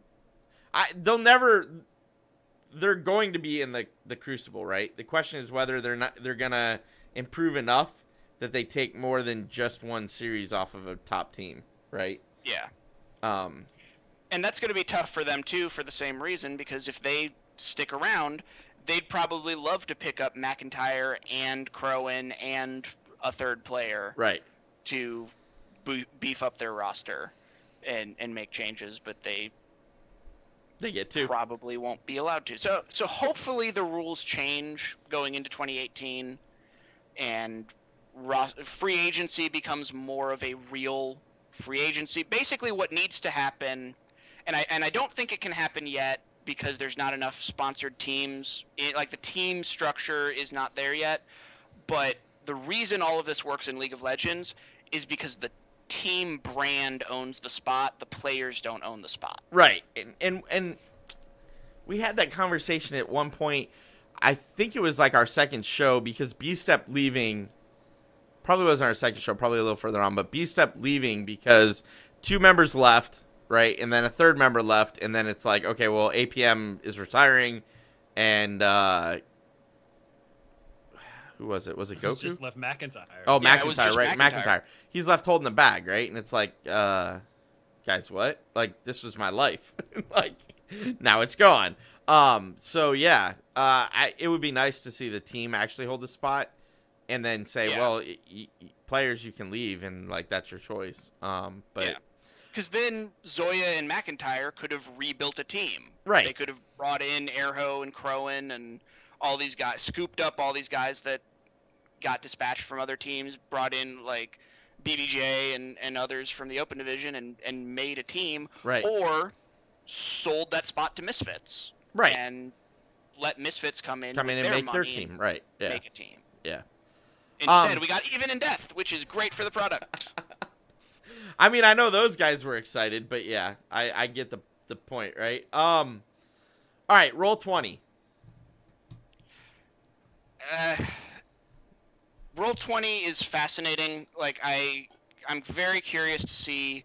Like they showed so much more promise in this last week. I think they are learning how to draft with this roster. I think that has been. I think that the main problems have been some of their games they just lose in the draft. Right. And then some games it's just one small shot calling decision that breaks the game wide open. There have been rumors that Goku tilts. I'm slow to blame those kinds of things without actually knowing the players, like especially in Heroes where people are so quick to scream that it's because of egos and whatnot. I really think it's just that they're learning this new roster. I mean, Goku fits into their team in a completely different way than Yoda does. Yes. I still am okay. Let me ask you that because I know you're a fan of let's make some changes. Yoda played out of his mind in the midseason brawl. Even leading up to that, he was playing great. Like, I'm still baffled by the Yoda for Goku change. Like, so the deal, just knowing what I know, I have no actual information about this specific deal, but just knowing how esports works and knowing the teams that I've interviewed in the past, that decision was made a month before it was announced. Right. And once a decision like that is made, you can't really unmake it. Right. And like, yeah, he was playing pretty okay in league play. That was a different Yoda at the Western Clash. Yeah. That was a different human. I would agree. The deal with Goku had already been done. The trade with superstars had already been made. And Goku is a better player than Yoda. So, okay. Again, it's that thing of, with this roster, we couldn't beat Tempo Storm. Right. If we bring in an objectively more talented player, can we then retool this roster, restructure how we draft, get another voice, a different type of personality into this roster that will then take us that next step further? Okay. I absolutely stand behind the decision, and I think we have to wait until after the Clash, until probably close to if they don't qualify for BlizzCon, probably it was a mistake. But I would still, I think with the information they had, it was a smart change to make if their goal was #1 in the league. Okay. And international success. That is a better team with Goku on it. A lot of their games that they lost at the Western Clash, if you really, really look at them, they lost in the draft because they didn't have the right player. Like Glaurung's Dahaka is just awful, and there were certain scenarios where he had to be on Dahaka because of the way that their team fit together, or like their Greymane player wasn't the right Greymane player, their Genji player wasn't the right Genji player. There were just a number of spots where the combination of Glaurung, Prismat, and Yoda didn't quite work for the draft they needed, and Goku's hero pool fit into each one of those spots. Yeah. Okay. They're still struggling with that to a degree. There was a match the other day where Glau ended up on Dahaka, and you're like, Goku's the best Dahaka in NA. I don't know why is Goku not playing Dahaka right now in this situation. Or where Glau is on Genji, and we've seen Prismat show a really good Genji, and Glau is playing Genji here and dying a little bit more than he probably should. So there's still situations where they struggle with that in the draft. I think they just need to identify who's going to do what and kind of solidify that a little bit more. I think the template that they should look into, you've mentioned in one of your articles, is Dig, where they have their roles are very solidified on that team. Yeah. So I think they should use that as an example, and they might find a lot of success. But they need time. It's been 5 weeks. Yeah, they need time. I think they also need a coach that takes some of those decisions out of the players' hands. Yes. Because like it's going to be tough. Like when you're Glaurung, you want to be in the position that has the most impact. It's the same problem that Zuna has. It's the going back to sports ball for a second. Stay with me. It's the Michael Vick effect. When Michael Vick is under pressure, he's always going to run because he trusts his legs more than he trusts his arm. And I think players in HOTS in draft are a lot the same way. When the chips are down, when it's on the line, the vocal player is going to want to be in the position of most impact rather than the best position for that team's style and composition. And so those are the situations where you need a coach who can work through that and say, this is what we practiced, this is what we've been working on, this is what we know works, this is the plan we're going to follow, rather than letting the players' emotion and pressure affect the way that they choose who fits onto what role in a draft. Right. Okay. Now, I think that's a great segue for the next question I got for you. So wait, this one's not written down, so you haven't prepared for it.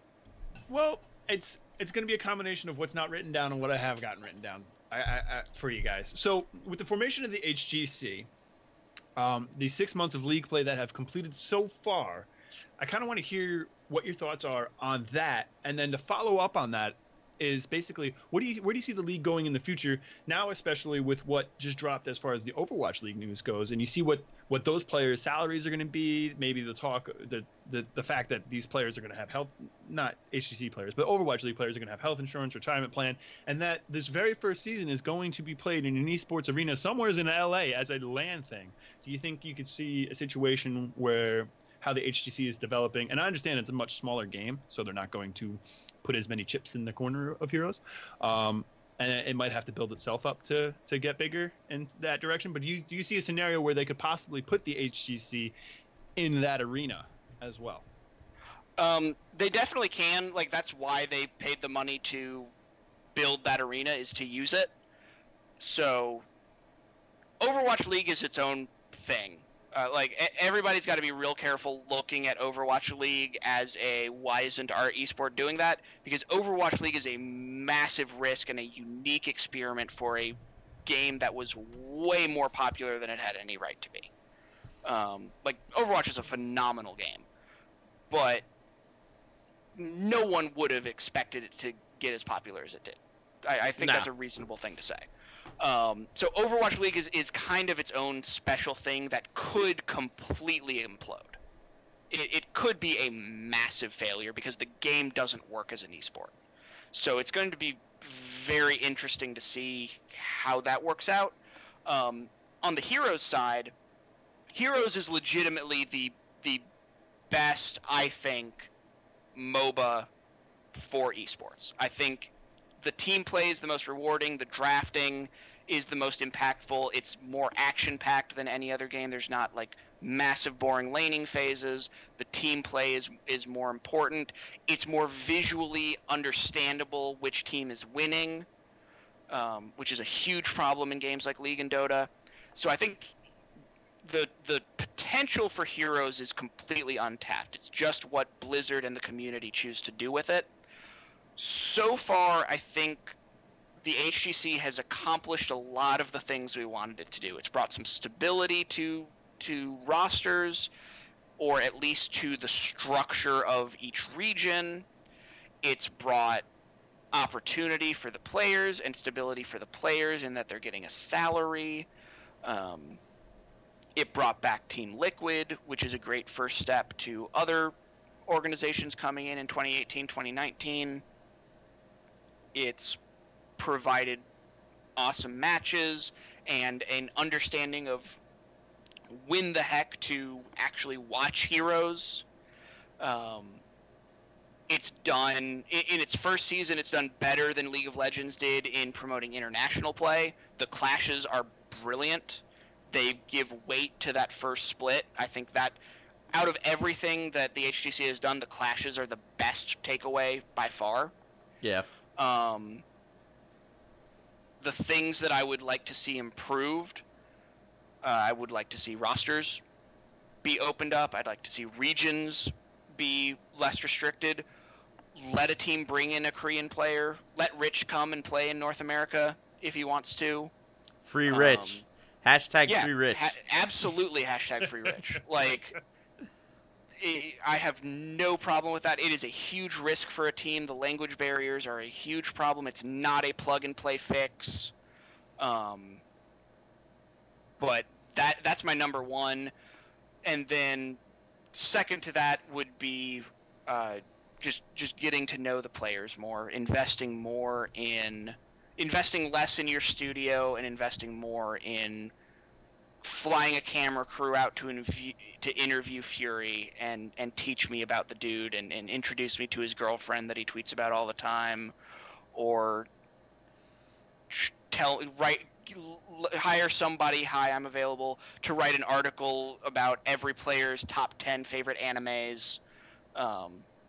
Just let me know why I should care about these people, and not just because one of them plays a Six Stitches.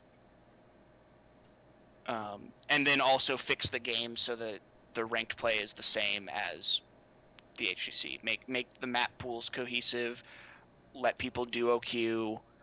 Let people hero swap. Make it so that if I am excited about competition, I have the same experience as the people that I'm watching, and trick myself into thinking that I am Fury. HGC, yeah. Yeah. I mean, that's reality is we're playing a game because we want to enjoy the experience of the game, right? Yes, there are people that want to play the game and they want to be competitive, but at the same time, it is a game that we're playing to relax and have fun with, you know? And part of that is I want to be able to do the same things that pros are doing. If you want to relax and have fun, go play Quick Match. You have no place in my Hero League. Stay out. No. I don't relax in ranked. Don't worry, man. If I'm in ranked, it's all business. No. But yeah, ultimately though, I mean, more holistically, the game as a whole is where I'm going to, like, I want to go play a game, right? There's a competitive piece of that game that when I play, I'm competitive. There's a piece that's, I go play AI when I just want to, like, brainlessly relax because I can play against AI, and if I screw up or pick the wrong talent or have to go run and grab something for a kid, it's not a big deal, right? It's AI. The 4 other players are easily going to carry me, and if I get kicked out, I'll just rejoin the game. Exactly. So, yeah. But yeah, for me, it's that mirroring. It's that 1-to-1. Yeah. Like, if I see HGC, because Heroes specifically has the variety of maps is a great thing. It really adds a lot of depth to the game. But not having those mirrored map pools is a huge problem, because if I go to watch HGC and I see a cool team comp that I want to try out with my friends, and we get into Team League, and we're like, man, we want to try out this team comp. It's going to be awesome. And we get Hanamura. We literally can't do the thing we saw on our TV. Right. Which is frustrating. Also because that map is bad, but that's for the other show that talks about actual gameplay. That's it. That's for the Nexus Trolls. That's right. Yeah. Okay, so I guess the only follow-up question I don't know, man. I don't know. We're already a half an hour over, dude. It's so... All right, go. It's brief. Go ahead. Trent, with your experience, the years of experience you have in League, from writing about Heroes, from your esports background, where do you see the HGC going in a year or two? Do you see it growing and expanding? Do you think it's going in the right direction? With the way that Blizzard responds to specifically the esports team, to making changes that the player base and the community and the actual players are vocal about? I have a lot of hope for the HGC. I wouldn't spend my time writing about it if I didn't see a future and opportunity. Like, you can tell the games I write about are the games I think are going to be good esports. So if I have another massive hiatus from writing about Heroes because I'm writing about Smite or something, that's when you should start worrying about Heroes. As long as you see articles from me every month or so on Heroes, it's because I think that the game has legs and absolutely has a ton of potential. It far and away is the best esport out of all the MOBAs. It absolutely is. That being said, I think they've learned a lot of lessons, and they just can't fix a lot of these things mid-season. Right. I think they've just packed this year so tightly. They've learned from a ton of mistakes that were made, and Blizzard loves to change things up going into the next year. I think we will see a lot. They've already made some loosening policies on the region restrictions. I think they'll learn some lessons about rosters as well. I genuinely do have a lot of high hopes for some really good announcements at BlizzCon for how the HGC is going to evolve. Excuse me. So yeah, I think that the game is only going to continue to grow. I think the closer that we get to mirroring that experience, the more that ranked play gets more rewarding and just a better experience in Heroes the game. We will see that directly translate to viewership and intensity in following the HGC. And the second they figure out how to make us care about the actual players themselves, the HGC is going to explode. Cool. And I think we'll see some of that at BlizzCon because they've done a good job of, you know, like interviewing players at BlizzCon for all those like packages in between matches. Right. So I think we'll get a good bit of that. We'll get some fun leading up to BlizzCon, and then hopefully we'll get some good announcements that like Even in Death can sell their spot to whoever. Misfits. Yeah, Misfits would be perfect. Immortals. Misfits said they were looking at NA. They just haven't pulled the trigger yet. That's my theory, anyways. Yeah, I don't think anyone. I would not advise, as much as I love Heroes, I would not advise anyone to invest in a Heroes team until they learn what the deal is going to be for 2018. If you could get someone at Blizzard to show you a document saying, here's what our direction is going to be for 2018, absolutely come snap up a team while they're cheap. And just buy a spot. But until they remove some of those roster restrictions, and until the parity between the teams gets a little bit better, I think we're going to be a long time before we see Cloud9s and Team Solo Mids and Counterlogic Gaming's in. I mean, if Immortals didn't sign Team 8 just for the meme that I wanted so badly, I'm still so sad. I have an Immortals jersey, and I wanted to be able to wear it for the HGC, and I wanted Team 8 to just complete that cycle. It would have been so beautiful. But they broke my heart. That would have been pretty cool, though. Oh, it would have been amazing, because, like, I used to write for Team 8 when they were a League of Legends team, and they got bought out by like, that's how Immortals became an esports organization, was buying Team 8's spot in League of Legends. And so now there's a Team 8 again that's competitive, and Immortals signing them again. It would have just been this beautiful, magical thing. Yeah. But Roll20 is cool too. All right. It's good. It's good to get new orgs in, right? So. Yeah, I'm super excited for Roll20. I want them to become a huge, massive org that like gets a bunch of players and then eventually has them all play Dungeons and Dragons together. That's the "we're gonna make you feel something" video, right? We got all of our teams together and we played one massive D&D campaign. Dude, how immediately would you click on a YouTube video of just the Roll20 HGC team play? Like Glaurung's the dungeon master. Yeah. And yes. Like I would watch that. I would watch that 12 times. Yeah. I would watch that. You're right. I think that would be extremely popular. It would. And with that, I think that's a good segue, LiQuid. Becomes the dungeon master. We've only gone over a little bit, but that's okay. That's okay. All right. So, yes, we're gonna end the show here. Thank you, Trent. Seriously, thank you for coming on. We read your stuff all the time. We love your stuff. Yes, thank you for coming on. I appreciate it. Thanks for having me, guys. This was fun. So, it was a blast. Now I'm going to go through my lovely closing statements. Let's see if I can get through it without screwing up too much like I did last week. All right. Thank you all for listening to Trollin HGC, a weekly podcast about Heroes of the Storm Esports, a member of the Trolls.gg podcast network. We stream live on our Twitch channel, twitch.tv/TrollsGG, every week on Wednesdays following the Nexus Trolls at 9:30 p.m. Eastern, 6:30 p.m. Pacific. Trent, if people want to find you on the internet, where is the best place to do so? Twitter, Trent _esports. I link all of my articles there, all of my insights and live reactions to Super Smash Brothers events and occasionally HGC. Promising more HGC soon.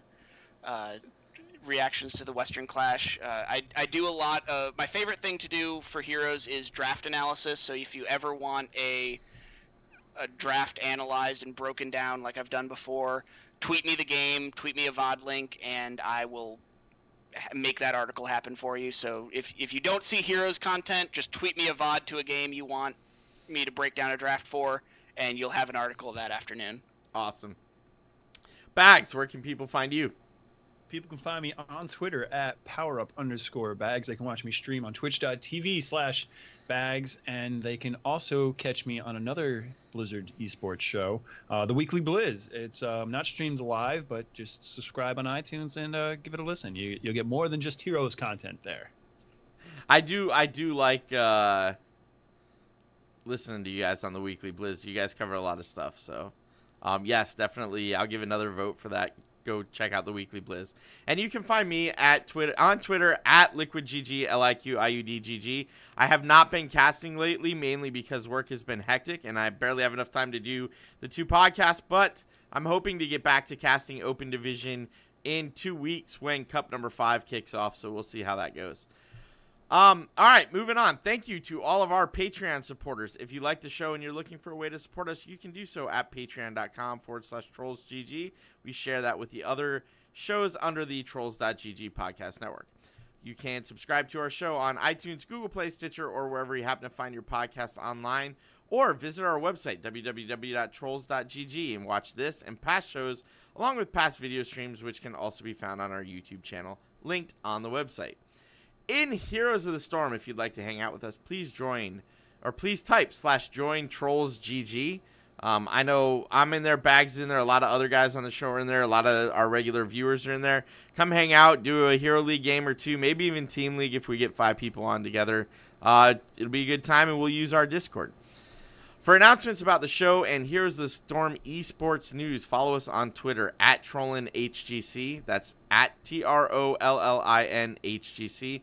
I retweet just about every piece of esports news I see, and now Bahgz has TweetDeck, so he's also been retweeting stuff I've noticed, which makes my life easier. Thank you, Bahgz. Finally, if you need to get in touch with us, hit us up on Twitter. That's the easiest way. DMs are open at Trollin HGC, or email us, trollin@TrollsGG. Thank you all for watching and have a wonderful evening. Peace out.